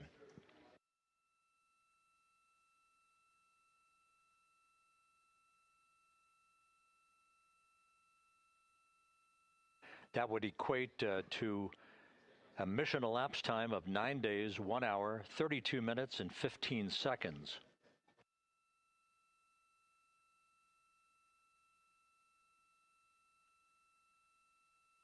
Once again, from Flight Dynamics, a splashdown time of 7:07 and 27 seconds p.m. Central Time. That would equate to a mission elapsed time of 9 days, 1 hour, 32 minutes, and 15 seconds.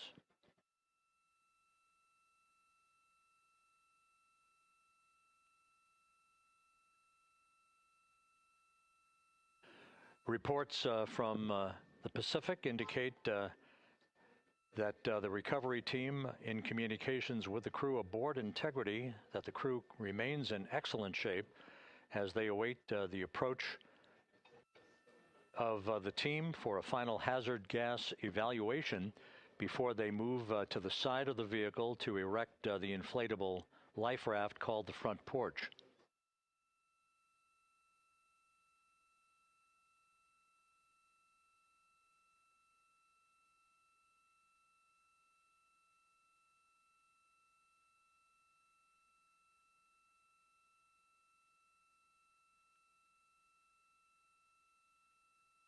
Again, no issues with Integrity. The vehicle is powered down.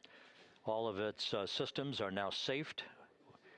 We have handed over mission authority to the Exploration Ground Systems folks in the Pacific, but we will not stand down and have the entry flight control team depart its positions until that inflatable raft, the front porch, is erected, the hatch open, and the crew having exited the vehicle. So that's the next step in the recovery process that will lead to the hoisting of the crew members. For 2 crew members for each helicopter, they'll be hoisted to a pair of Navy helicopters that will then fly a short distance back to the USS John P. Murtha. What you're looking at is one of the fast boats circling the vehicle to make a hazard assessment.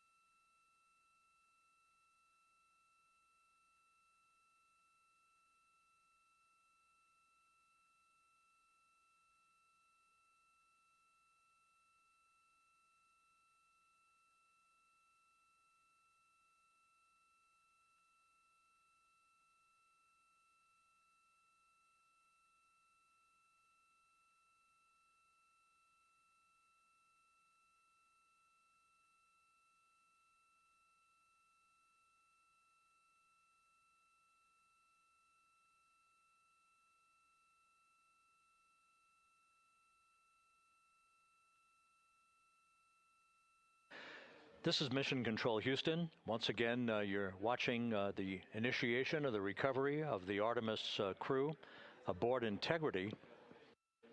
All of the Navy divers and the fast boats are now approaching the spacecraft after conducting a hazard assessment. The vehicle has been powered down. Entry Flight Director Rick Henfling now waiting for the life raft, the front porch, to be erected along the side of the vehicle so that the hatch can be opened and the crew members extracted from Integrity, soon to be hoisted one by one into a pair of Navy helicopters for a short flight back to the deck of the USS John P. Murtha. If you missed it earlier, we talked to Flight Dynamics and received a more official touchdown time or splashdown time, as it were, of 7:07 and 27 seconds p.m. Central Time, 5:07 and 27 seconds p.m. Pacific Time. That would equate to a mission elapsed time of 9 days, 1 hour, 32 minutes, and 15 seconds.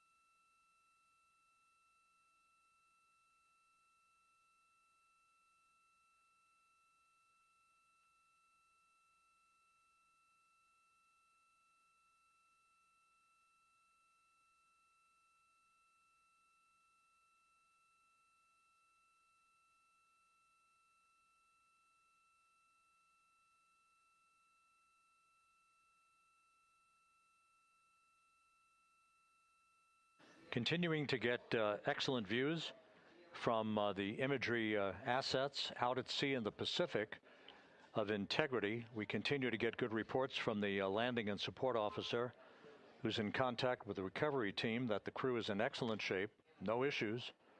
They're just currently biding their time, waiting for the front porch to be erected. We have no hazardous hazard gases and no hazardous situation with the vehicle. It performed perfectly all the way down from entry interface to its splashdown in the Pacific at 7:07 and 27 seconds p.m. Central Time. And as you can see, the first phalanx of recovery personnel now.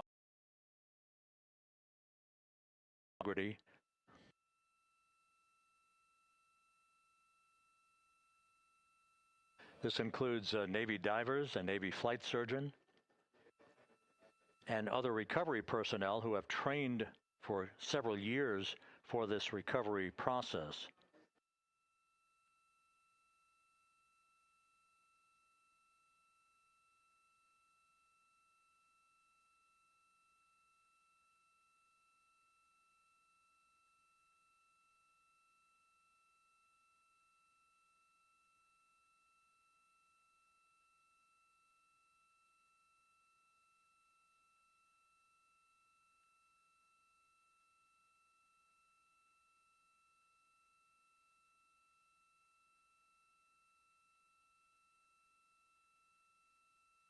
At this hour, some 41 minutes following splashdown, the vehicle has been powered down. There's no hazardous gas emanating from the vehicle. That's why the first team of recovery personnel has been able to pull alongside Integrity.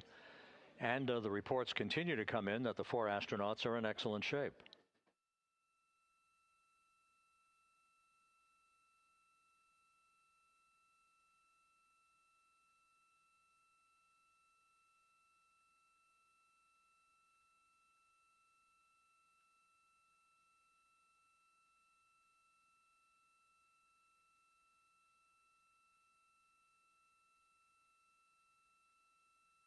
Yes.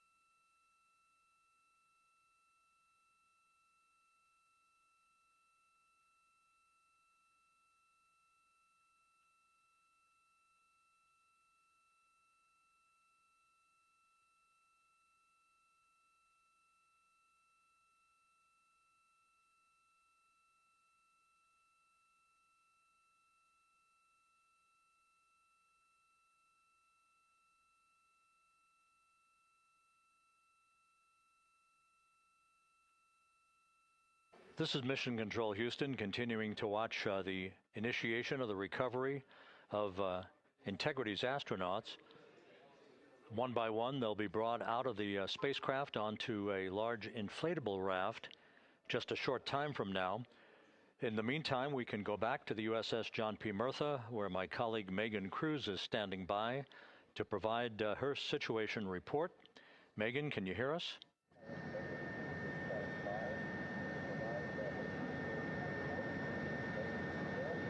Hey, Rob, yes, I can hear you. Thank you. Yeah, we're back here on the bow of the recovery ship where there are still plenty of people peering out into the water. We are not very far from the action everyone is seeing on their screen now. The Orion spacecraft, Integrity, in the ocean, surrounded by a number of recovery boats.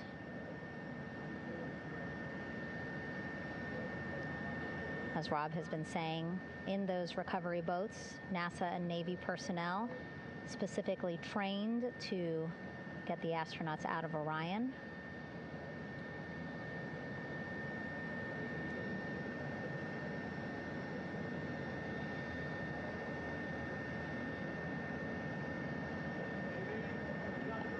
In some of our wide shots, you can probably see that there are 6 boats out in the water.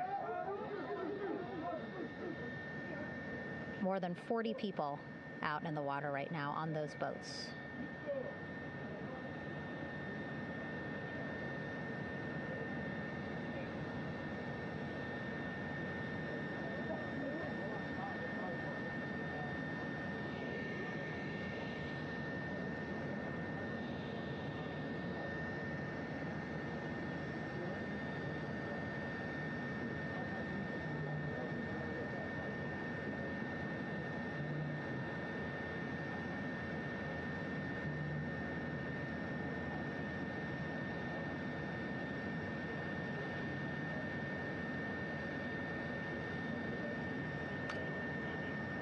First order of business is to set up the front porch and the stabilization collar.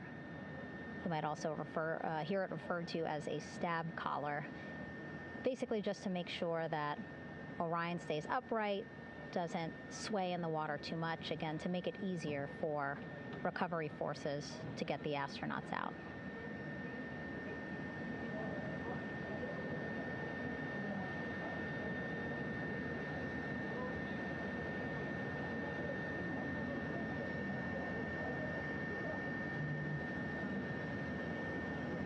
Again, we splashed down to the Pacific Ocean just after 5 p.m. Pacific time here.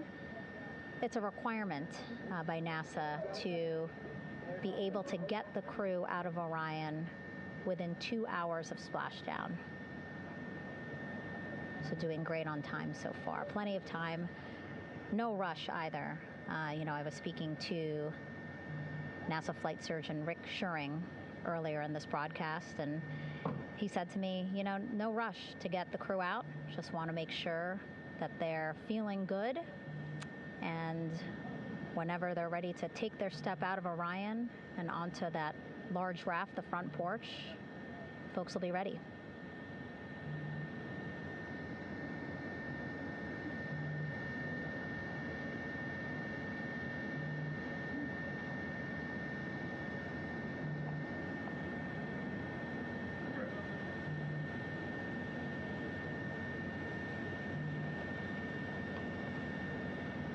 And as there are mission audio loops in mission control in Houston, there is a mission audio loop here on the ship, and it was just reported out that the side hatch is open.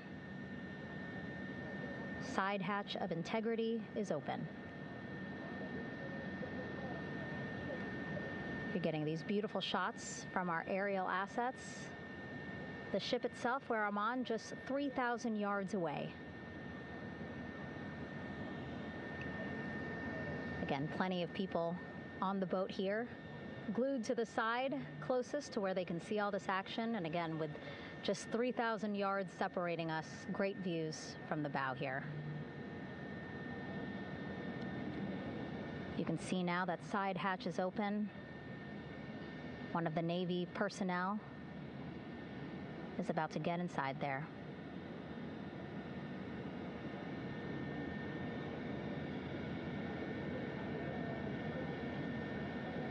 In they go.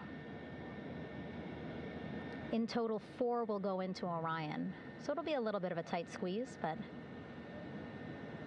the goal is to have a recovery personnel with each astronaut assessing them.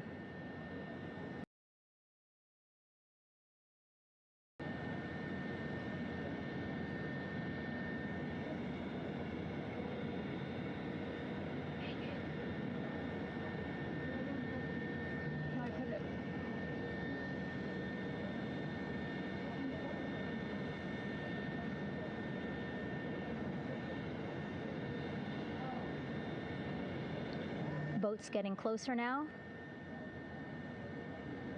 Again, that one that's right up against Orion, those are the divers that will go in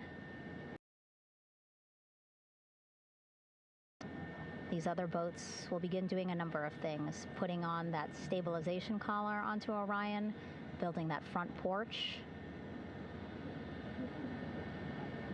Eventually, they will retrieve the parachutes, as well as tow Orion back to the well deck of the recovery ship here.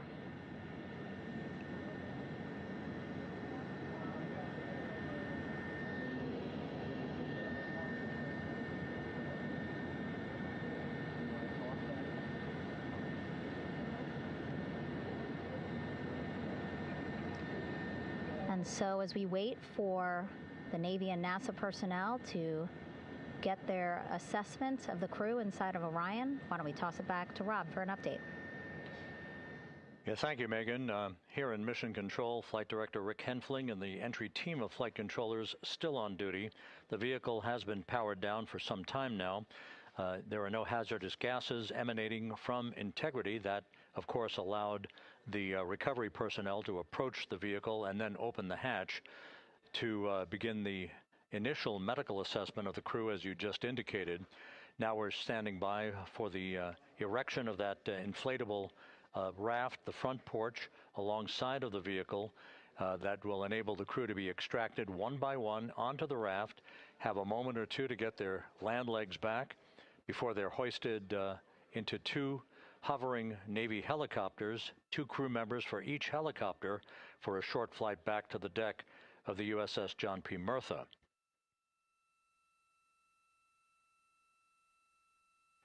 All of Integrity's systems operated flawlessly throughout the course of the approach to the Earth, the entry into the Earth's atmosphere, and all of the key milestones that followed in this high-speed return to Earth for Integrity, a mission that spanned more than 694,000 miles from the vehicle's launch from the Kennedy Space Center atop the Space Launch System back on April 1st.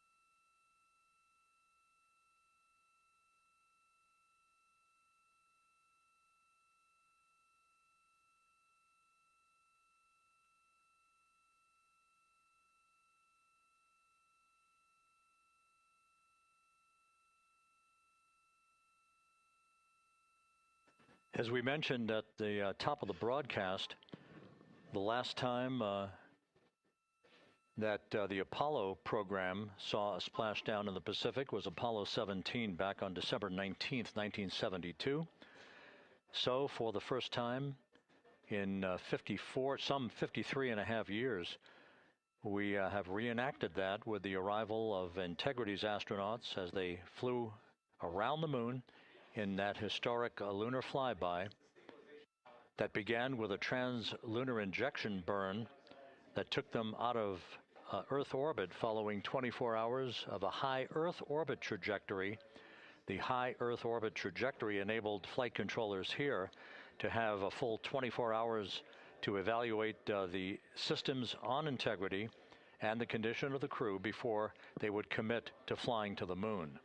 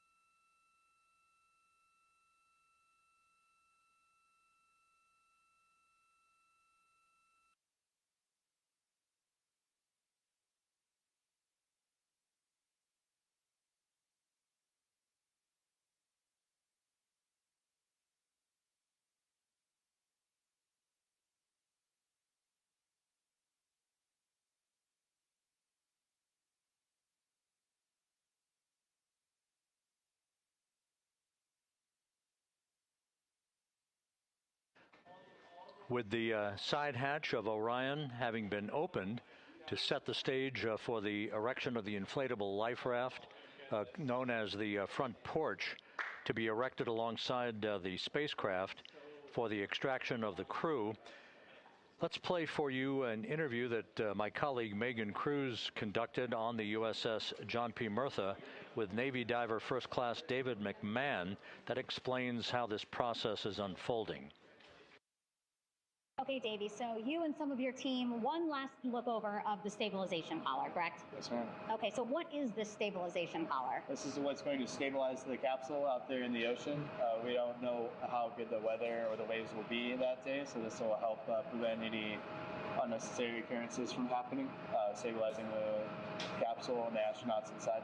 So basically this is a float that will go around Orion. I'm assuming that what they're doing right now, these are the lines that will attach the collar onto Orion? That is correct. And so what are they doing here? So we've got the lower line that will secure the inflation device before we inflate it.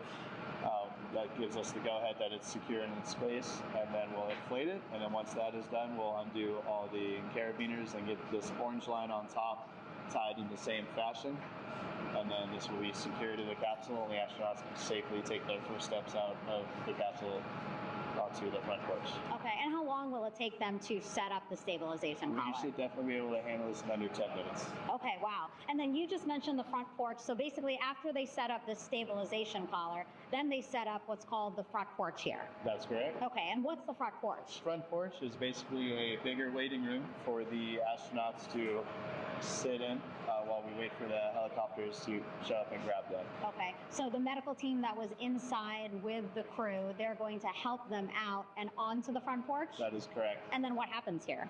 We have higher trained medical personnel also on board the front porch that will give them lookovers and just make sure they're okay while we wait for the helicopters to show up.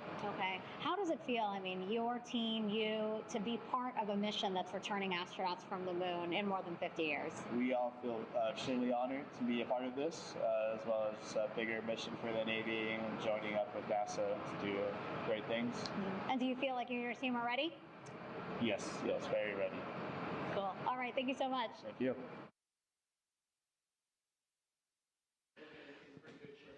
Once again, the recovery operations are continuing out in the Pacific. We shortly should see that life raft, the front porch, erected alongside the side hatch of the vehicle.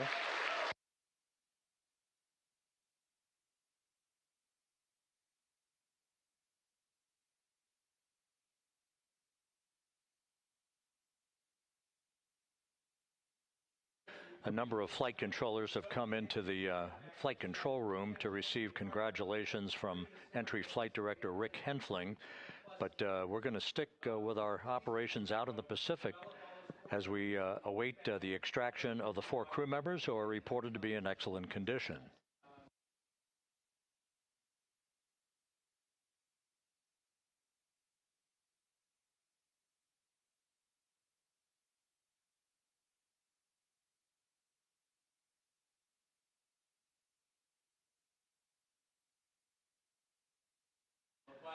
Again, while we stand by for that front porch to be erected alongside of the side hatch of the vehicle, let's go back to the USS John P. Murtha and Megan Cruz. Megan?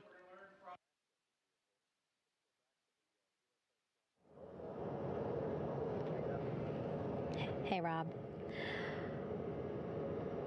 Pausing now to listen to some internal audio loops. Again, the operations team here on the ship communicating with everyone out on the water. It seems like currents are hindering them a little bit from unfurling and inflating the stabilization collar as well as the front porch. But again, the requirement to get the crew out within 2 hours of splashdown, plenty of time. So no concerns just yet.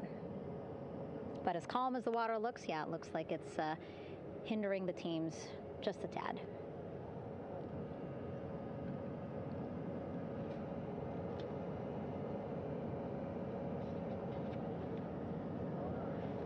You can see in some of our shots that side hatch still open. Again, inside there are now 8 people inside. 4 divers, Navy divers, all with medical training, each assigned to an astronaut each. Making sure that they're comfortable, feeling good.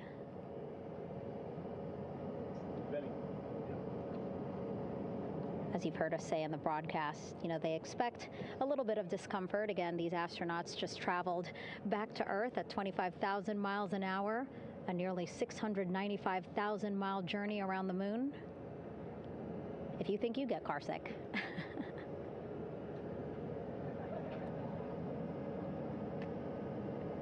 Again, 6 boats out there, lots of gear with them, just in case, right?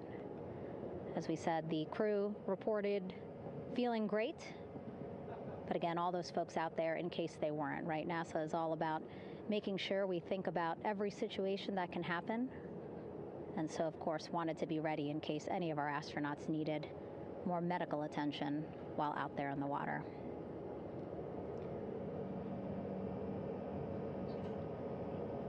You see now teams, again,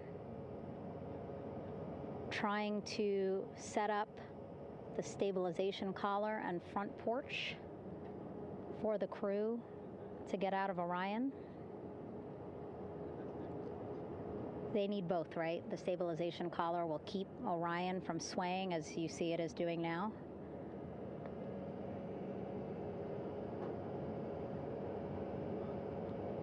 And then they will connect the front porch to the stabilization collar so that the crew can take 2 steps and they will be in the front porch.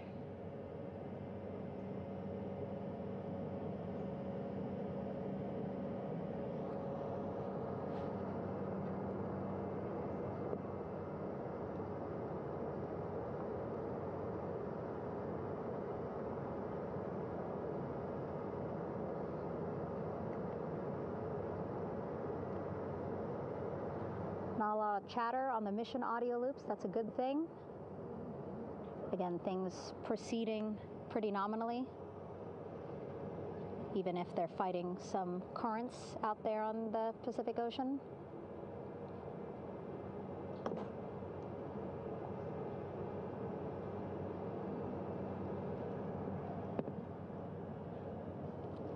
Again, the goal, setting up the stabilization collar and the front porch so that the crew can rest comfortably in the front porch, get placed into harnesses so that 2 helicopters can lift them off the front porch and onto the USS John Murtha here.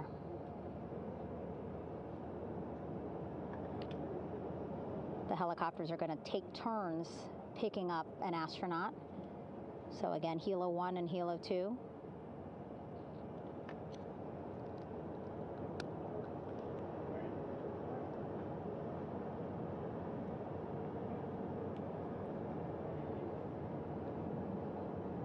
Okay, and the recovery team here on the ship just got a report from the undersea medical officer who is inside the capsule with the crew. He is reporting all 4 members are green. All of our 4 astronauts, Reed, Victor, Christina, Jeremy, green, meaning they are feeling great, not the complexion of their skin. They are feeling great, happy to be home, and ready to be extracted as soon as possible.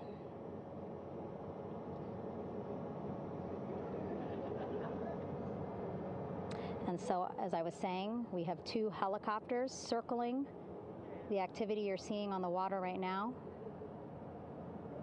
Each will take turns picking up an astronaut. So Helo 1 will come on in, hover above the front porch, about 40 feet above the front porch. A Navy recovery specialist will be hoisted down into the front porch. The restricted maneuvering doctrine is in effect. Will connect to the first astronaut, which we're expecting to be Christina. And then Helo 2 comes around, picks up Jeremy, while Helo 1 stays above head, and then Helo 1 will come back in for another astronaut, and then Helo 2 for the last astronaut, and then back to the flight deck here on the recovery ship.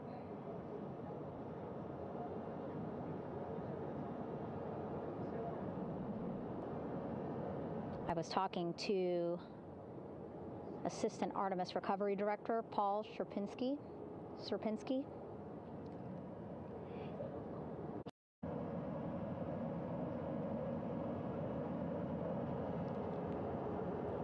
Progress being made there on the stabilization collar. It looks like they are beginning to inflate it.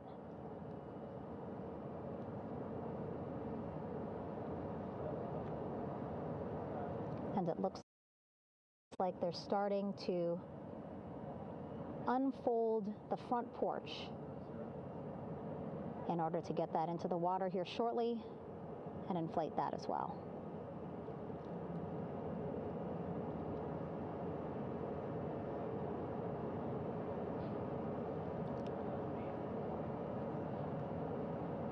Again, more than 40 people out in the water right now.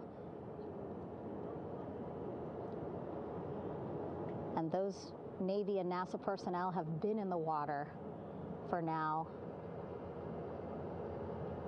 about 4 hours.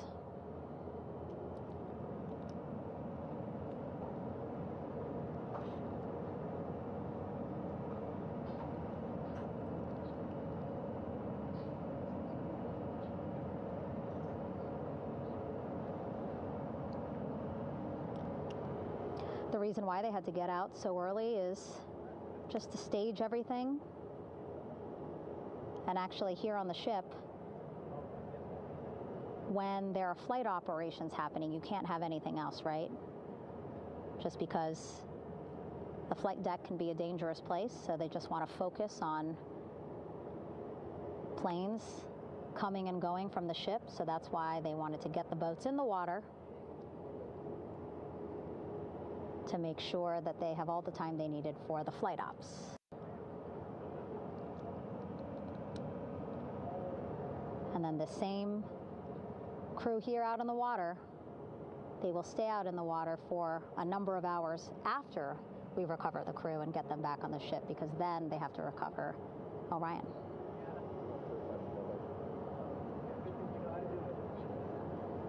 All right, that stabilization collar looking good around Orion.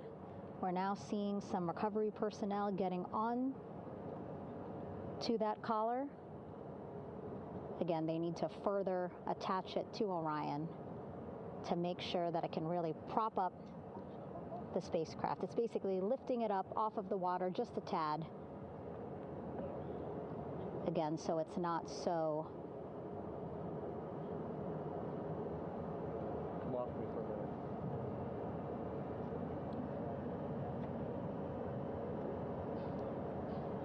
so it doesn't sway so much in the water there.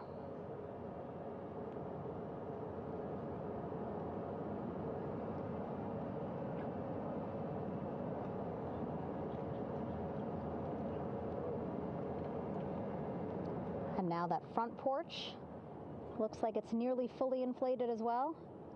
You can see a much larger surface area.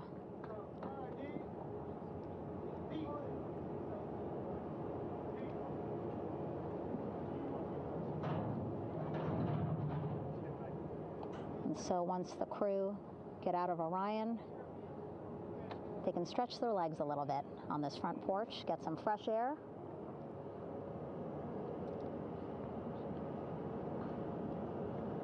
And enjoy this beautiful day here on their home planet.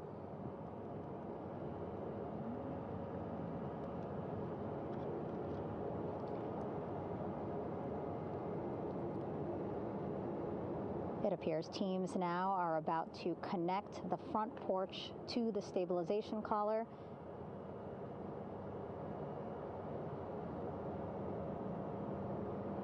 And at that point, when both are secure, we should soon see astronauts come out of Orion.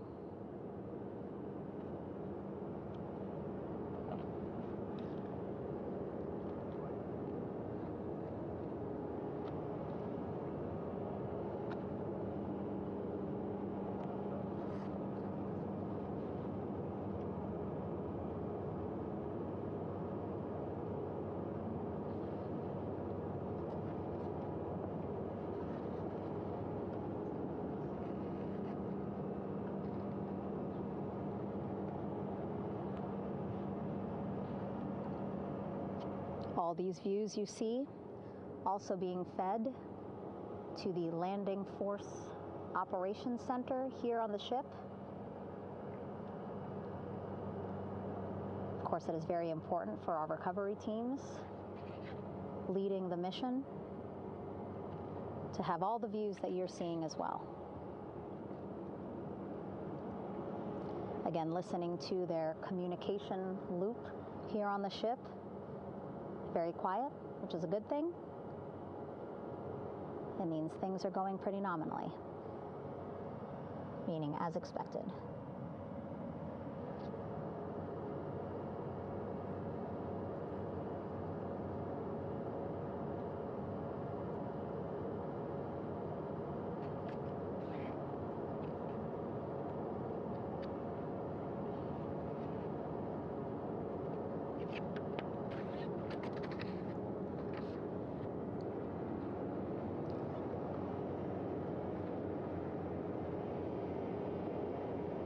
Again, all this activity happening just 3,000 yards away from the ship. So that means this will be a very quick flight back on the helicopters for the crew. 2-3 minutes, and then they'll be back here on the ship. I know.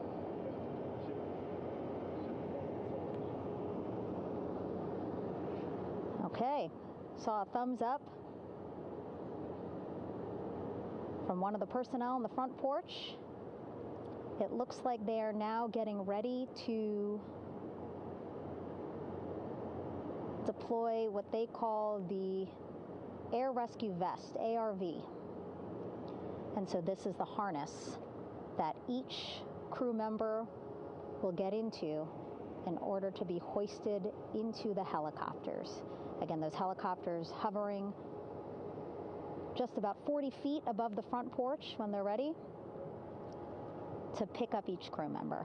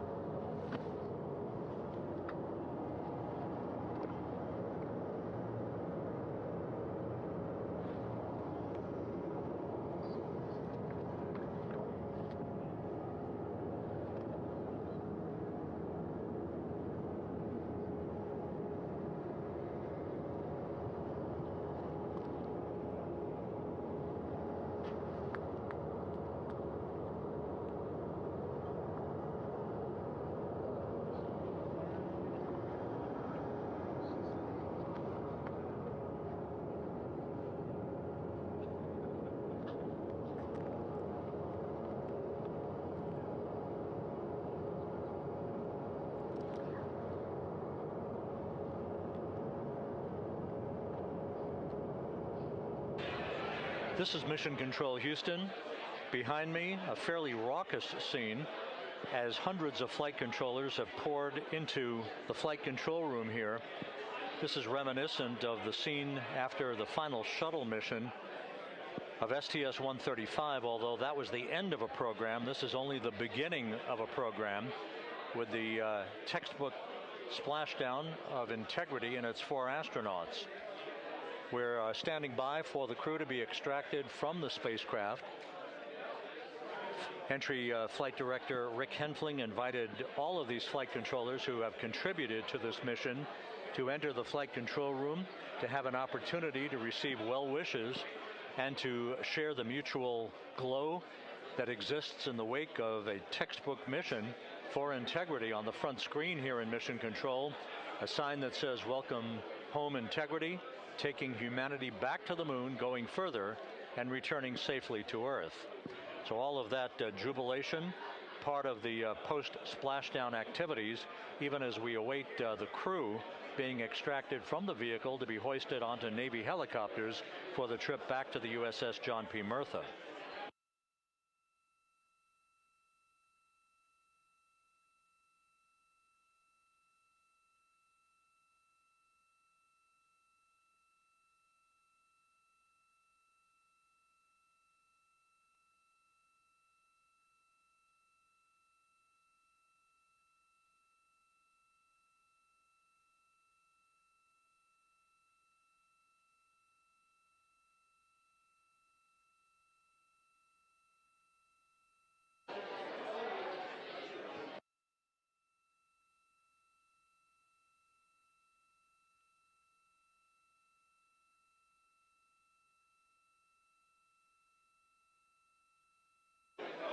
Once again here in Mission Control, this view of the Artemis Flight Control Room, known as the White Flight Control Room. This is the old shuttle flight control room, and now is the home of Artemis missions to the moon and beyond. Once again, quite a few flight controllers were invited in by Entry Flight Director Rick Henfling to share in the jubilation following the successful splashdown of Integrity. That splashdown occurring an hour and 22 minutes ago, as we stand by for the completion of the extraction of the crew, and ultimately they're hoisting onto Navy helicopters for a short flight back to the USS John P. Murtha. Splashdown occurred at 7:07 and 27 seconds p.m. Central Time. I had an opportunity to talk to the head of Flight Dynamics, Jeff Birch, a moment or two ago. He said the trajectory of Integrity coming through the Earth's atmosphere was so precise, they've never seen anything line up on a ground track like today's entry by Integrity for its splashdown southwest of San Diego.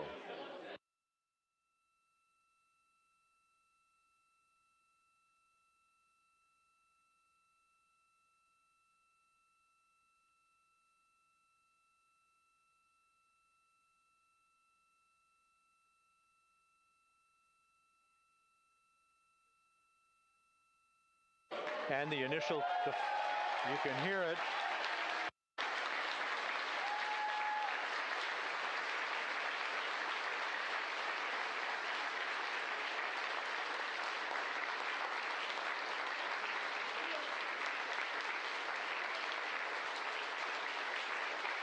Jubilation here in the flight control room. The first crew member is out of Integrity.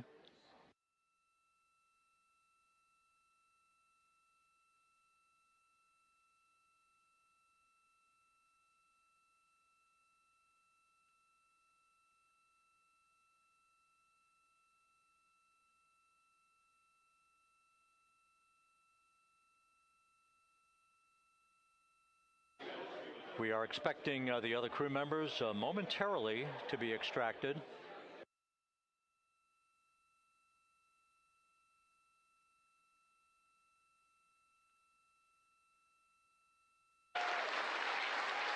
We now have 2 crew members out.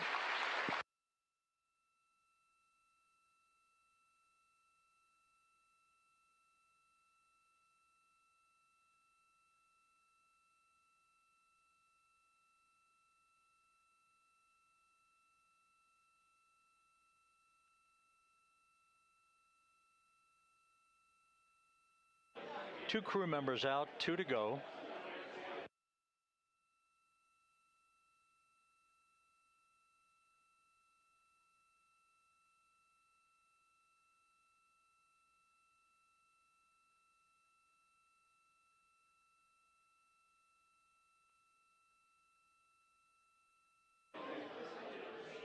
We're about 1 hour from sunset out in the Pacific. Everything continues to go well. Integrity's systems function perfectly during its entry back to Earth. And Reed Wiseman, the commander who will be last out of the vehicle, reported that all the crew members were feeling very well.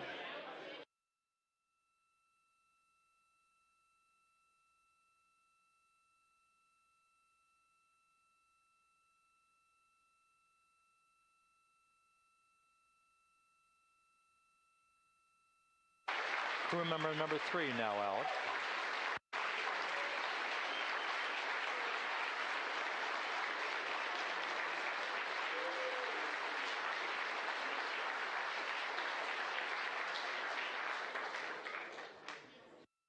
And now standing by for the commander, Reed Wiseman, who will be last out of his ship. Bobbing in the Pacific under almost ideal conditions, Integrity spanned 694,000 miles during its journey from launch to splashdown.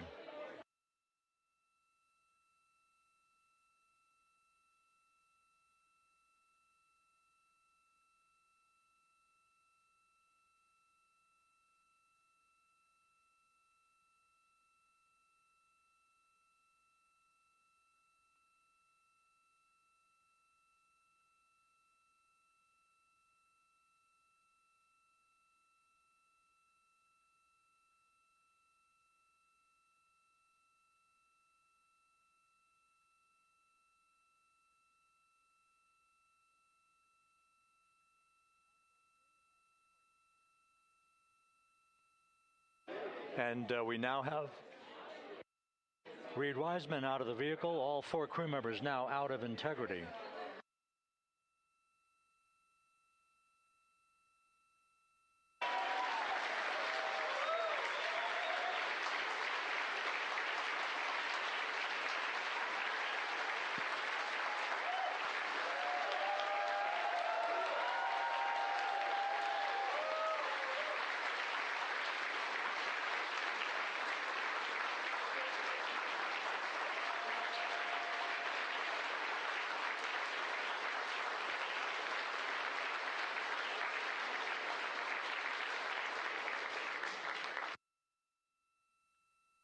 Once again, all 4 crew members now on the front porch, and the procedure to begin hoisting them up to these 2 Navy helicopters hovering overhead will begin shortly.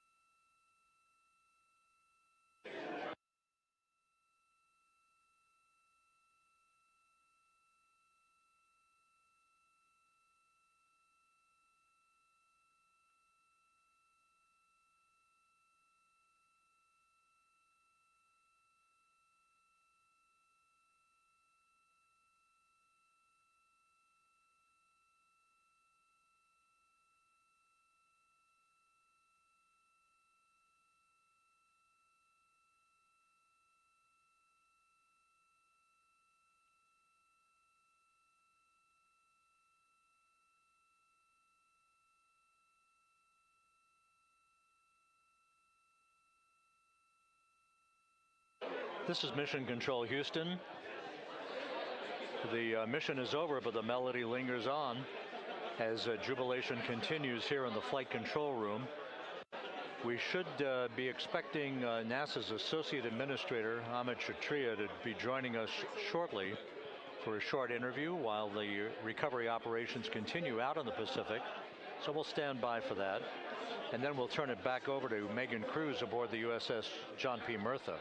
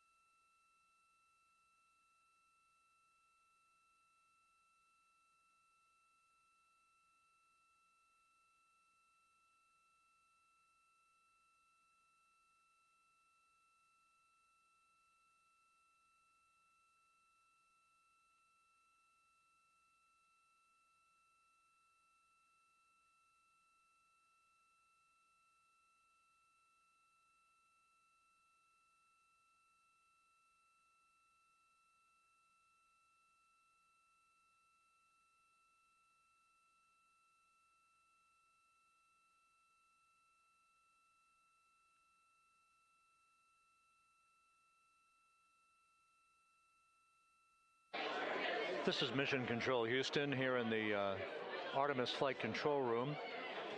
A number of flight controllers basking in the glory of the successful end of this mission.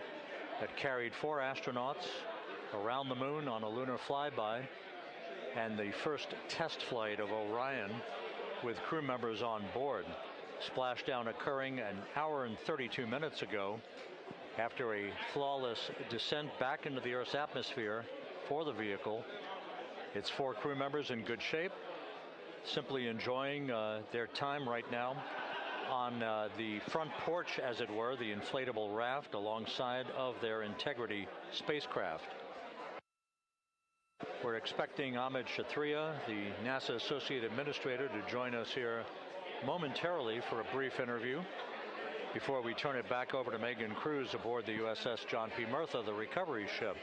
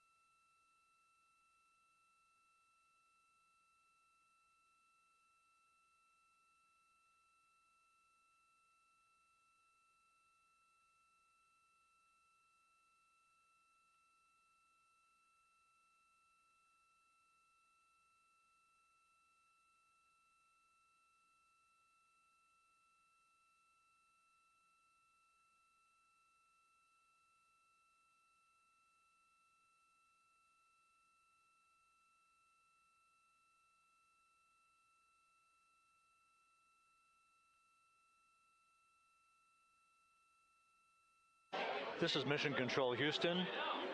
We're about an hour and 34 minutes since the textbook splashdown of Integrity in the Pacific to bring home our astronauts. And with us now is Amit Kshatriya, the NASA Associate Administrator. Amit, a little bit of history made tonight, a little bit of history made over the past few weeks.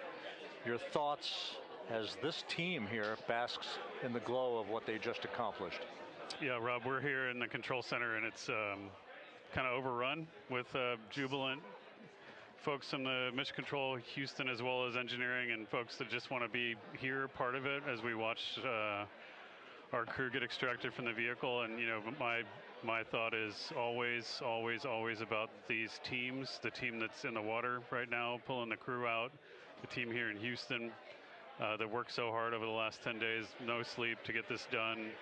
You know, we still have some work to do to get the crew to the med bay here on the ship. They all look great coming out, so hopefully that won't be too long. You know, I think we saw the administrator on the boat too, giving his thanks to the Navy team on the Murtha, which they're just an incredible group of sailors. I was able to visit with them a couple weeks ago. And then if you pull it all the way back to the workers and the folks that joined the rocket at Michoud, that made the heat shield tiles that held together tonight, that stacked the vehicle in Florida, that integrated the vehicle in Denver, that fired the engines in Stennis, that fired the boosters in Promontory. I mean, this is the entire team, coming together and being tested by the environment that this machine went through, and they did it right. The work was good. They did it right. You've said in a number of briefings, of course, and in other forums that this is just the first step. The cadence has to step up, as the administrator has indicated. Now, it's a little early for the full report card on how Integrity did, but did this mission ultimately, from your eyes view, exceed expectations? It absolutely did. I mean, I was waiting to talk about this until we were in the water, and I think we still have, again, work to do to bring it in and really kind of go through it bolt by bolt and see what we learned. But I mean, so far, given what we learned during the mission and given how we performed on ascent, on entry, I always think about energy in terms of the states that you worry about the most. And every time we put these machines through these incredibly energetic states, they came through. So I'm fairly confident that we made a big step tonight to get us on the path towards the surface. I think the path to the surface is open now. You know, we do have to do all the work, and we'll make sure we talk about that as cleanly as we can. We learned a few things during the mission, but I have to tell you, this was an incredible test of an incredible machine. From an American psyche standpoint, the Empire State Building was lit up red, white, and blue tonight. Our coverage was seen on baseball stadiums around the major leagues. How captivating was this experience for the American people, for the world, in fact, as we returned to the moon? You know, I have not been able to watch a lot of the coverage as we've progressed through the mission. I will tell you, just, you know, from my witness in Florida before launch, and then seeing the people's faces here, and then, you know, reading where I can about how things are going. I think this has been a gift to the world from NASA. NASA has given the world a gift, proving to folks all over the place, especially young people, and that to me is what this is really about. Young people, when they see what we can do when we work together, when we have teams that collaborate, that, you know, it doesn't matter how hard the problems are, we can solve them. I'm hopeful that Artemis 2, as folks witness what we were able to do with this incredible crew, this incredible team that we've birthed into the world, scientists and engineers and artists that have been inspired by this. And even if they don't come work in the program, which separately they should come work in the program because Lord knows we need the help, but even if they don't want to come work in the program, hopefully they grow up to recognize they can do amazing things when they work together and contribute to society and be good citizens and really change the way, you know, the challenges that are coming in the world are overcomable if we work together like this. And one final question. You know, flying to the moon, we did it. We've done it again this past week and a half or so. But the engineering that went behind the design of this mission and the precision, the pinpoint precision of this vehicle entering that entry corridor, it's almost mind-boggling. Yeah, it is incredible when you think about the energies involved and the uncertainties involved. That you know, when we inserted the vehicle into orbit, it was 99.2% down the middle. When we dropped the vehicle right on top of the fleet here, you know, our guys knew exactly where to go, but the guidance was perfect. You know, and it's interesting. I've got this question a lot over the last few weeks about, you know, we did this before 53 years ago, and you know that. I think, I mean, it is a reasonable thing to contemplate, like what's gone on since then. And what I'd tell you is, you know, when we did Apollo, which again, the more we learn about what they did, the more magical it seems what they were able to accomplish given the technology and the learnings that they had. But when we did Apollo, the architects of Apollo, you know, Gilbert, Seaman, von Braun, Mueller, what they really, really wanted to do, you know, as they were contemplating what it meant to expand our range of action to the lunar surface, what they wanted to do was learn how to live and work in space for a long time.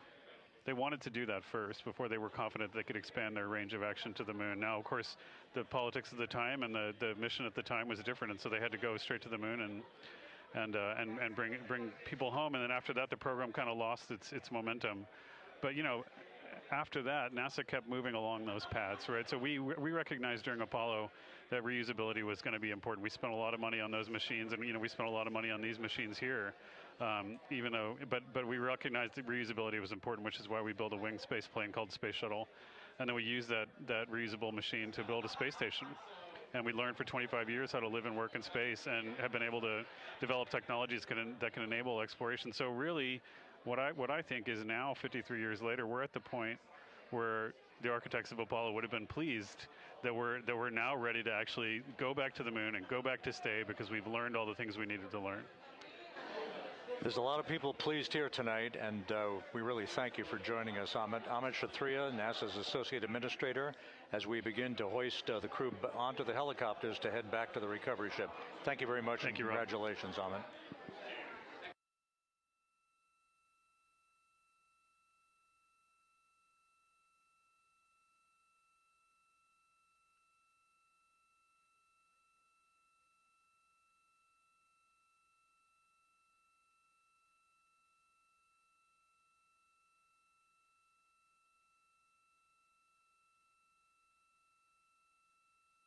This is Mission Control Houston, with the crew members now beginning to be hoisted aboard the Navy helicopters. Let's go to Megan Cruz aboard the USS John P. Murtha, who will take it from here.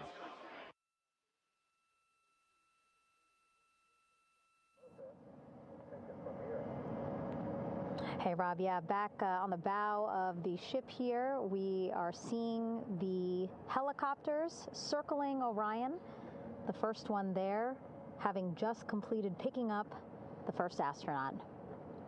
Helo 2 now, hovering just 40 feet above the front porch, lowering a recovery specialist out of the helicopter. That person will touch down in the front porch just there.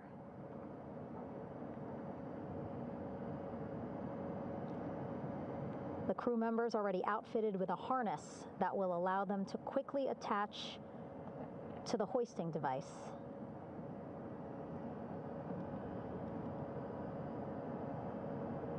Look at the power of those blades throwing water out at the center there, the front porch, with now 3 astronauts and the recovery specialists. Again, crews already outfitted with a harness vest. And here we go. Second astronaut now off the front porch, getting hoisted into the second helicopter.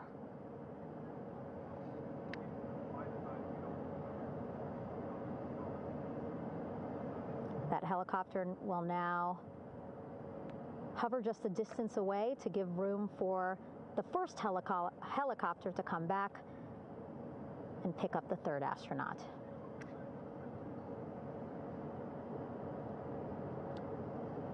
As we wait for that helicopter to come back, make its way back around, just want to mention that the President of the United States called our NASA administrator today while he was on the ship, just minutes after we interviewed him live on our coverage, and congratulated him and NASA on this history-making moment tonight. Helicopter 1 again hovering 40 feet over the front porch. We will soon see another recovery specialist getting lowered onto the front porch.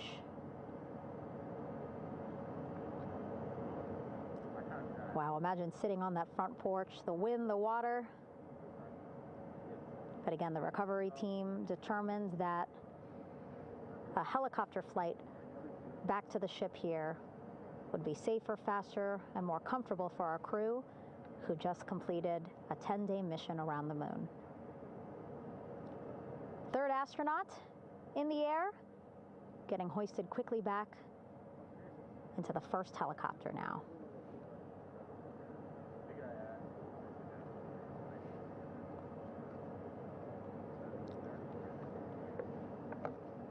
That first helicopter now on its way back to the ship here. We will soon see it land in just a few minutes. Again, all this action happening just 3,000 yards away from us, so a very quick flight back to the flight deck.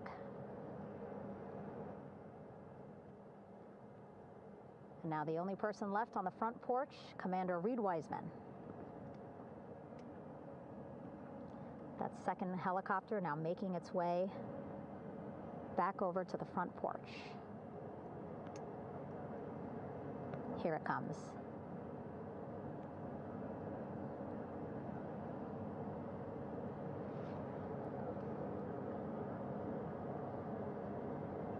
Making its final approach here.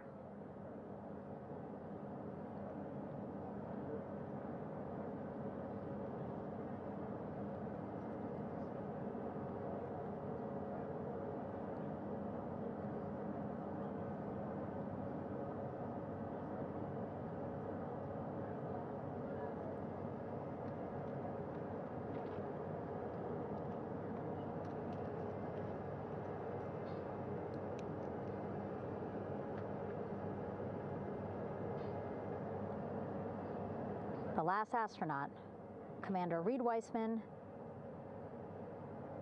now off the front porch and almost into the second helicopter. both now on their way back to the ship where we are, the USS John P. Murtha, just west of San Diego in the Pacific Ocean.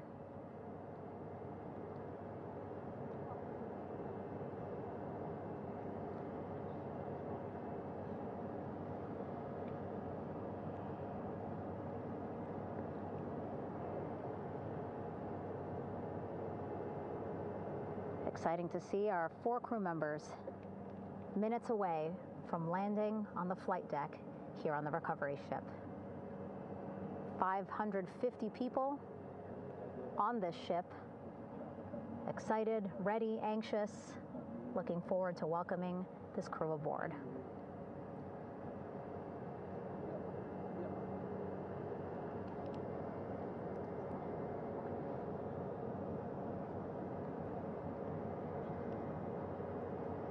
Watching them now with our own eyes. Close to the ship here. Hearing them begin to hover on the flight deck, which is just across from us, here on the bow.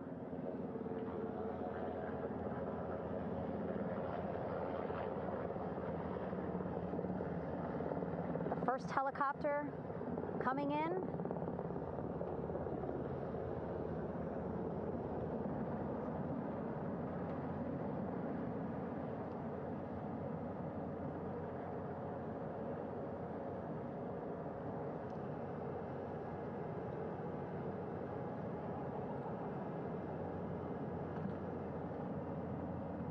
And wheels down. Wheels down of the first helicopter carrying 2 of our Artemis II crew. Pilot Victor Glover and mission specialist Christina Cook.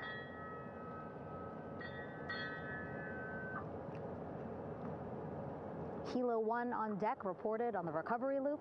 Again, the mission audio loops that the recovery team are using here to communicate with one another. And an announcement just made on the ship, integrity incoming. 2 more helicopters on their way to the flight deck, one carrying the crew, the other, one of our imagery helicopters. Again, kudos to our imagery and aerial teams for giving us these beautiful views of history in the making. Set amid a gorgeous, soon-to-be sunset here in the Pacific Ocean.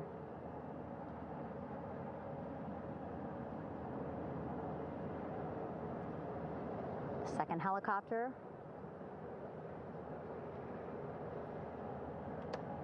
making its approach of the flight deck.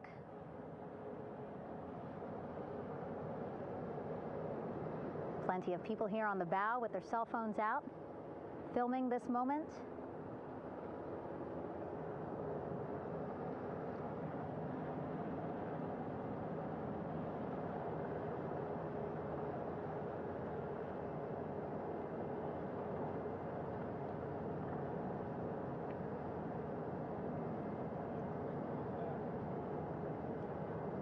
Some impressive flying here by the Navy as we are seconds away from wheels down. And there you go. We now have all 4 Artemis II crew members on the USS John P. Murtha.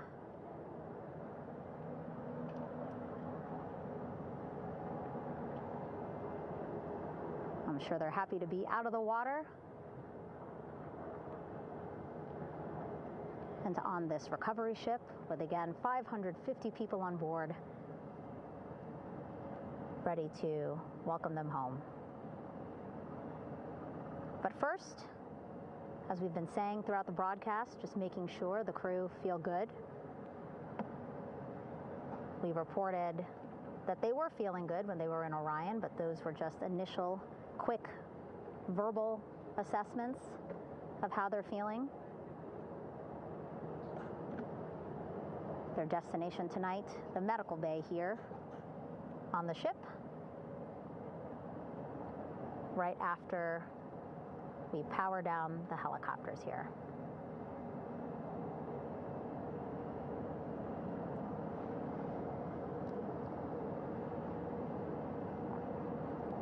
Team on the flight deck, working quickly but methodically.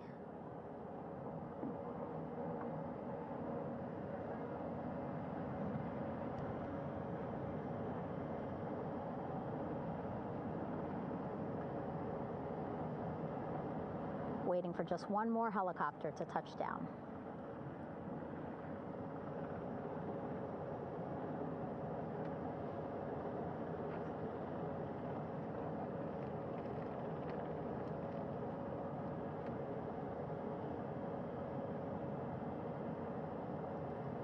Very limited personnel here on the flight deck. Restricted maneuvering doctrine is in effect. As that third helicopter touches down.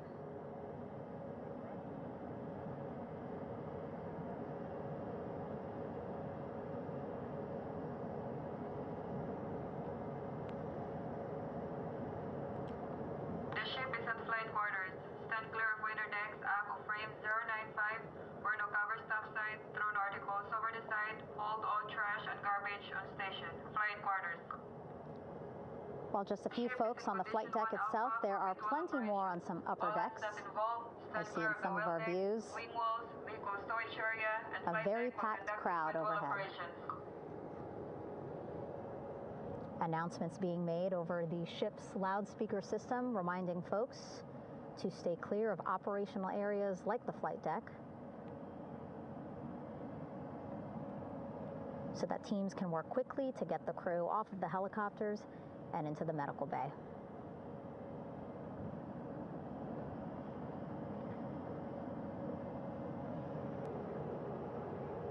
Splashdown today, 5:06 p.m. Pacific time. We are within 2 hours of that splashdown time, and already we have all 4 crew members on the flight deck of the USS John P. Murtha.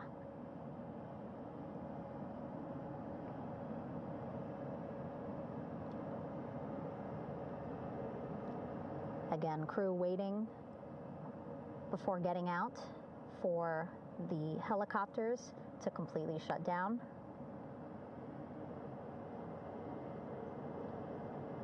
Safety, of course, very important to NASA and the U.S. military.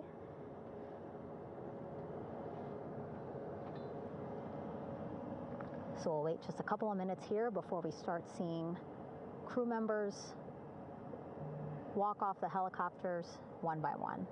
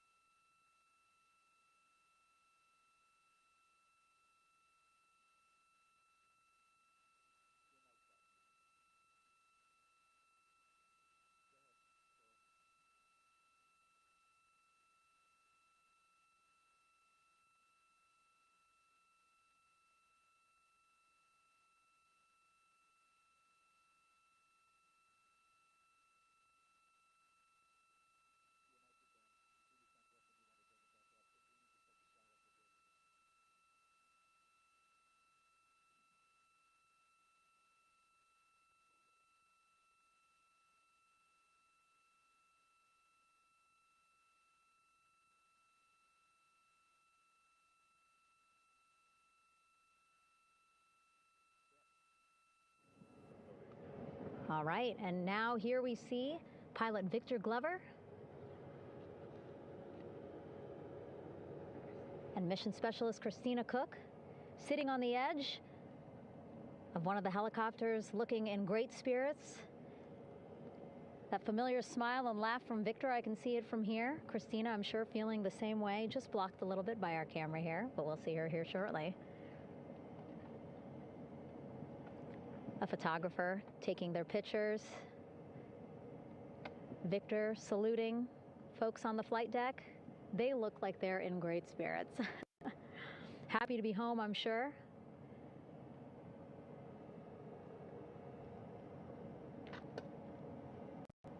If you're sitting at home, I hope you too are wondering, what would you want to ask them if you got a chance to talk to them, because that is what I'm thinking about. Getting the opportunity to talk to or ask questions of these 4 astronauts who just made history as the first crew to return to the moon since 1972.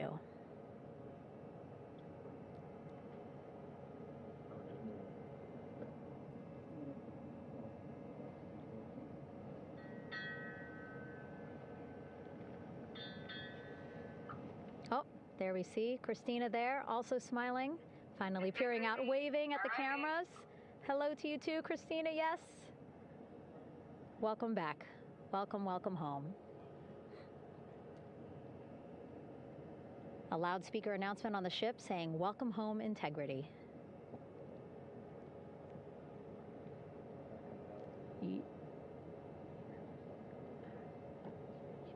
Victor in great spirits.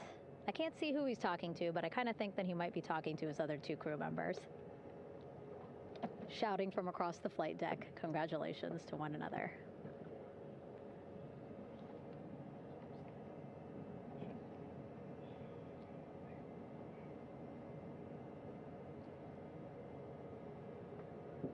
And so now we see some Navy personnel walking up to the helicopter. This is again the first helicopter carrying pilot Victor Glover and mission specialist Christina Cook. Both have taken off their helmets now.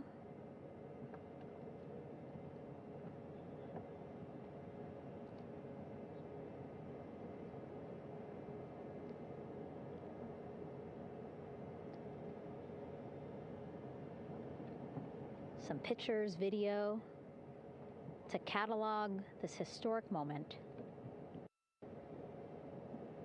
A beautiful sunset just behind them here in the Pacific Ocean. Golden hour. These pictures will be beautiful.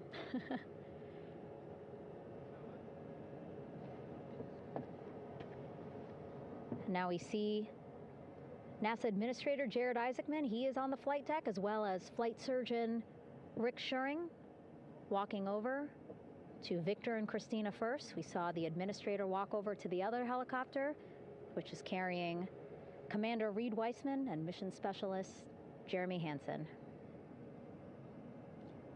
We heard from Rick earlier in the broadcast. Again, he said he's going to be out there on the flight deck to do another initial assessment of the crew, ask them how they're feeling, anything bothering them. But again, from what I'm seeing, they look like they're in great spirits and feeling pretty good for folks who just traveled 695,000 miles from Florida to the moon and now here to the Pacific Ocean.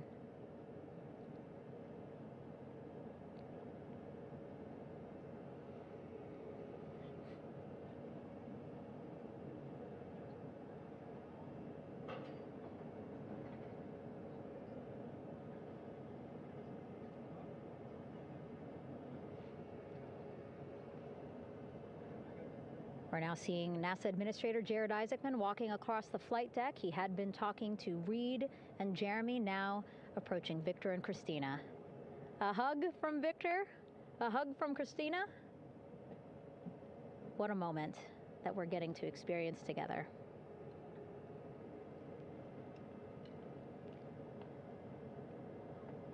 I'm sure congratulatory words. You know, we got to speak to the administrator live on this broadcast as well, and he said the kid in him right now, giddy, absolutely giddy at what we were able to accomplish today. Returning them home safely and in good spirits after a 10-day mission around the moon. And here we go. We're seeing Jeremy walking, waving across the flight deck, now on his way to the medical bay.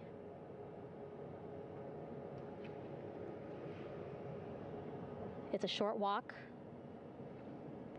Less than a minute. Again, that's why the recovery team decided to use helicopters to get them on the flight deck for that short walk to medical bay. And now on the flight deck, we see the chief of the astronaut office, Scott Tingle. Rick Schuring switching places. He's going over to the other helicopter. Big hugs from Victor, Christina to Scott.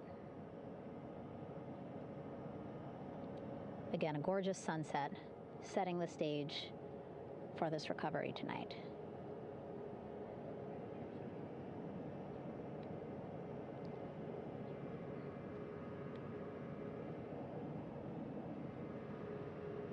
All right, and now here we are, Christina, making her way, looking thankful, grateful, happy to be home.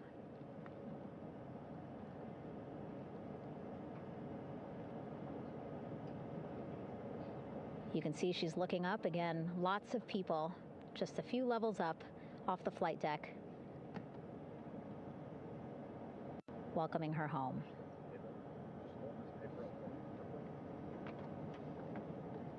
Scott holding the door like a gentleman, but back on his way to the other crew still on the flight deck.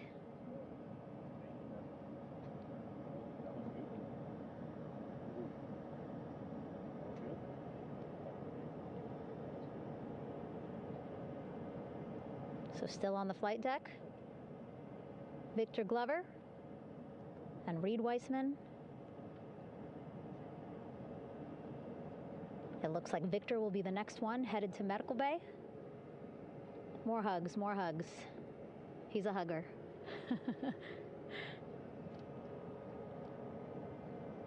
Victor looking good as he walks across the flight deck.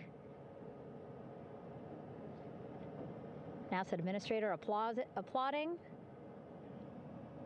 Victor applauding for all the folks on the ship with him who played a role in their safe return today.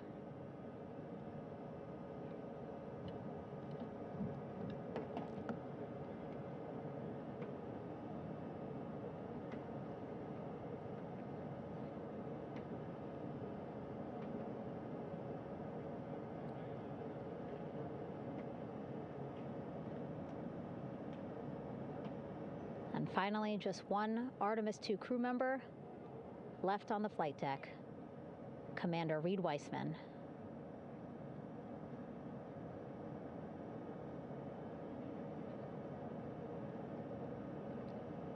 Applause from the group there on the flight deck, I'm sure, as well as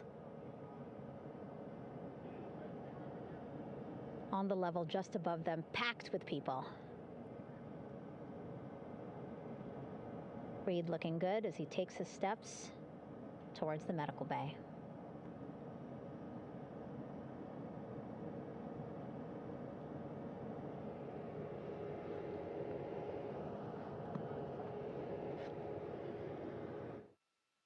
See our 4 Artemis II crew members back on the ship. Again, now they will head into medical bay, where they will be assessed by flight surgeons from both NASA as well as the Canadian Space Agency. A more in-depth assessment. When they get to medical bay, they will each have their own nurse. They will be helped out of their suits. And then again, we'll check to see that they're feeling good. Make sure it's not just adrenaline, but that they are feeling good from their long journey back from the moon. Beautiful shot of that sunset, illuminating our flight deck.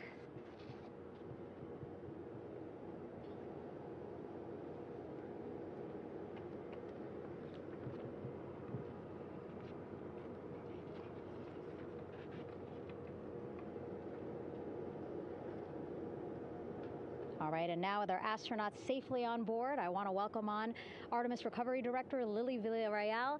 Lily, I don't know how you must be feeling right now. Ecstatic, I'm relieved? so ecstatic, relieved. Of course, we still have to bring the capsule into the well deck of the ship, but this is a major milestone to have the crew here on the ship and in Medbay. You know, our team has been preparing and working really hard, and I'm just so proud of them all. Everything went very well, just as planned. Our teammates in Houston, the flight control team was just amazing. We were able to have great conversations and communications about everything. And I don't know what else to say. I'm just so ecstatic. It's such a wonderful feeling to get to this point. Again, we still have to get the capsule, but this is huge for all of us in landing recovery, and I couldn't do this without my team, and of course the full support of the U.S. military.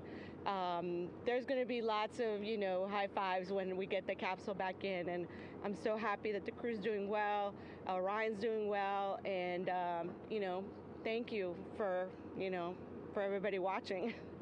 Yeah, it was great to watch the crew come back to the ship with you. How were you feeling when you were seeing them looking so happy to be home and feeling really good? The funny thing is that we had video of them from inside the Orion vehicle. They were like that from the beginning. When we opened the hatch, they were already out of their seats, having a good time, waiting for us to open the hatch. And they opened the hatch, and of course we did the first medical assessment. Everybody was doing very well, and they were just having such a great time with the medical team that was inside the capsule.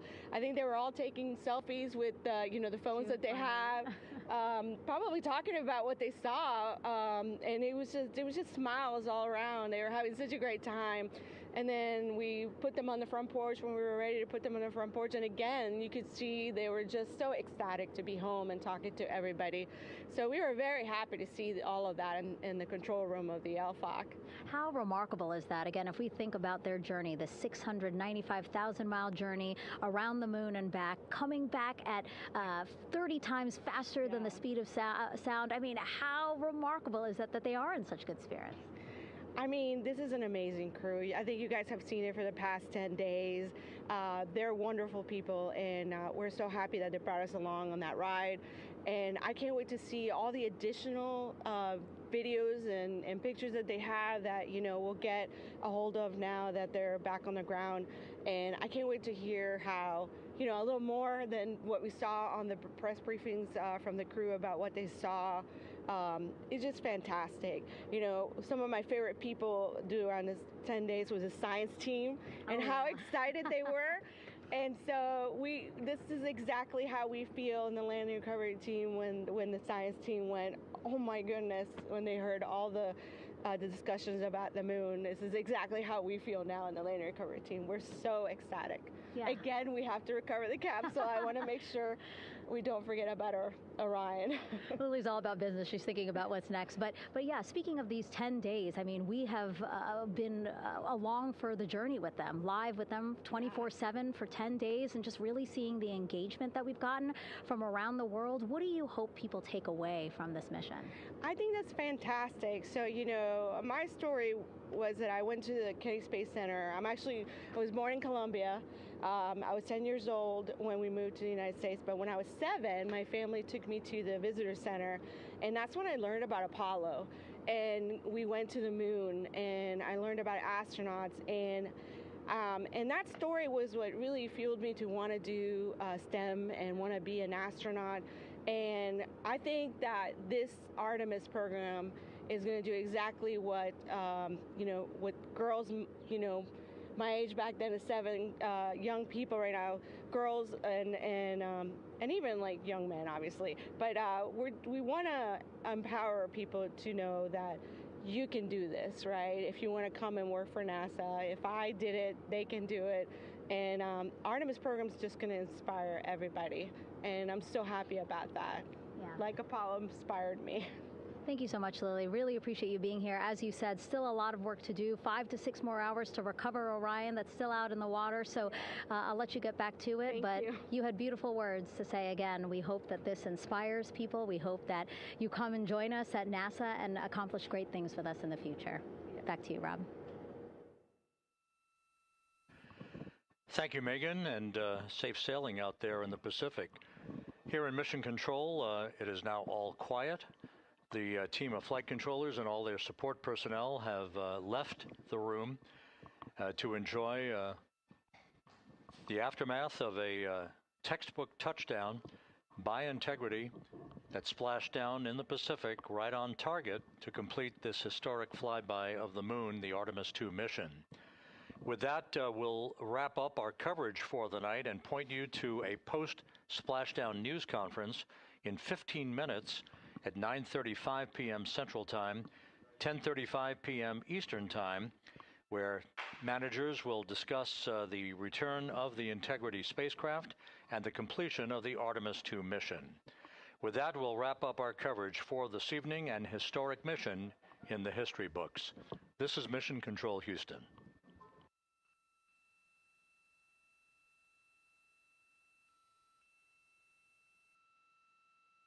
Main chute deploy. And we have 3 good main chutes. Houston Integrity, splashdown, sending post-landing command now. Splashdown confirmed. Copy splashdown, waiting on VLDR. Splashdown confirmed at 7:07 p.m. Central Time, 5:07 p.m. Pacific Time.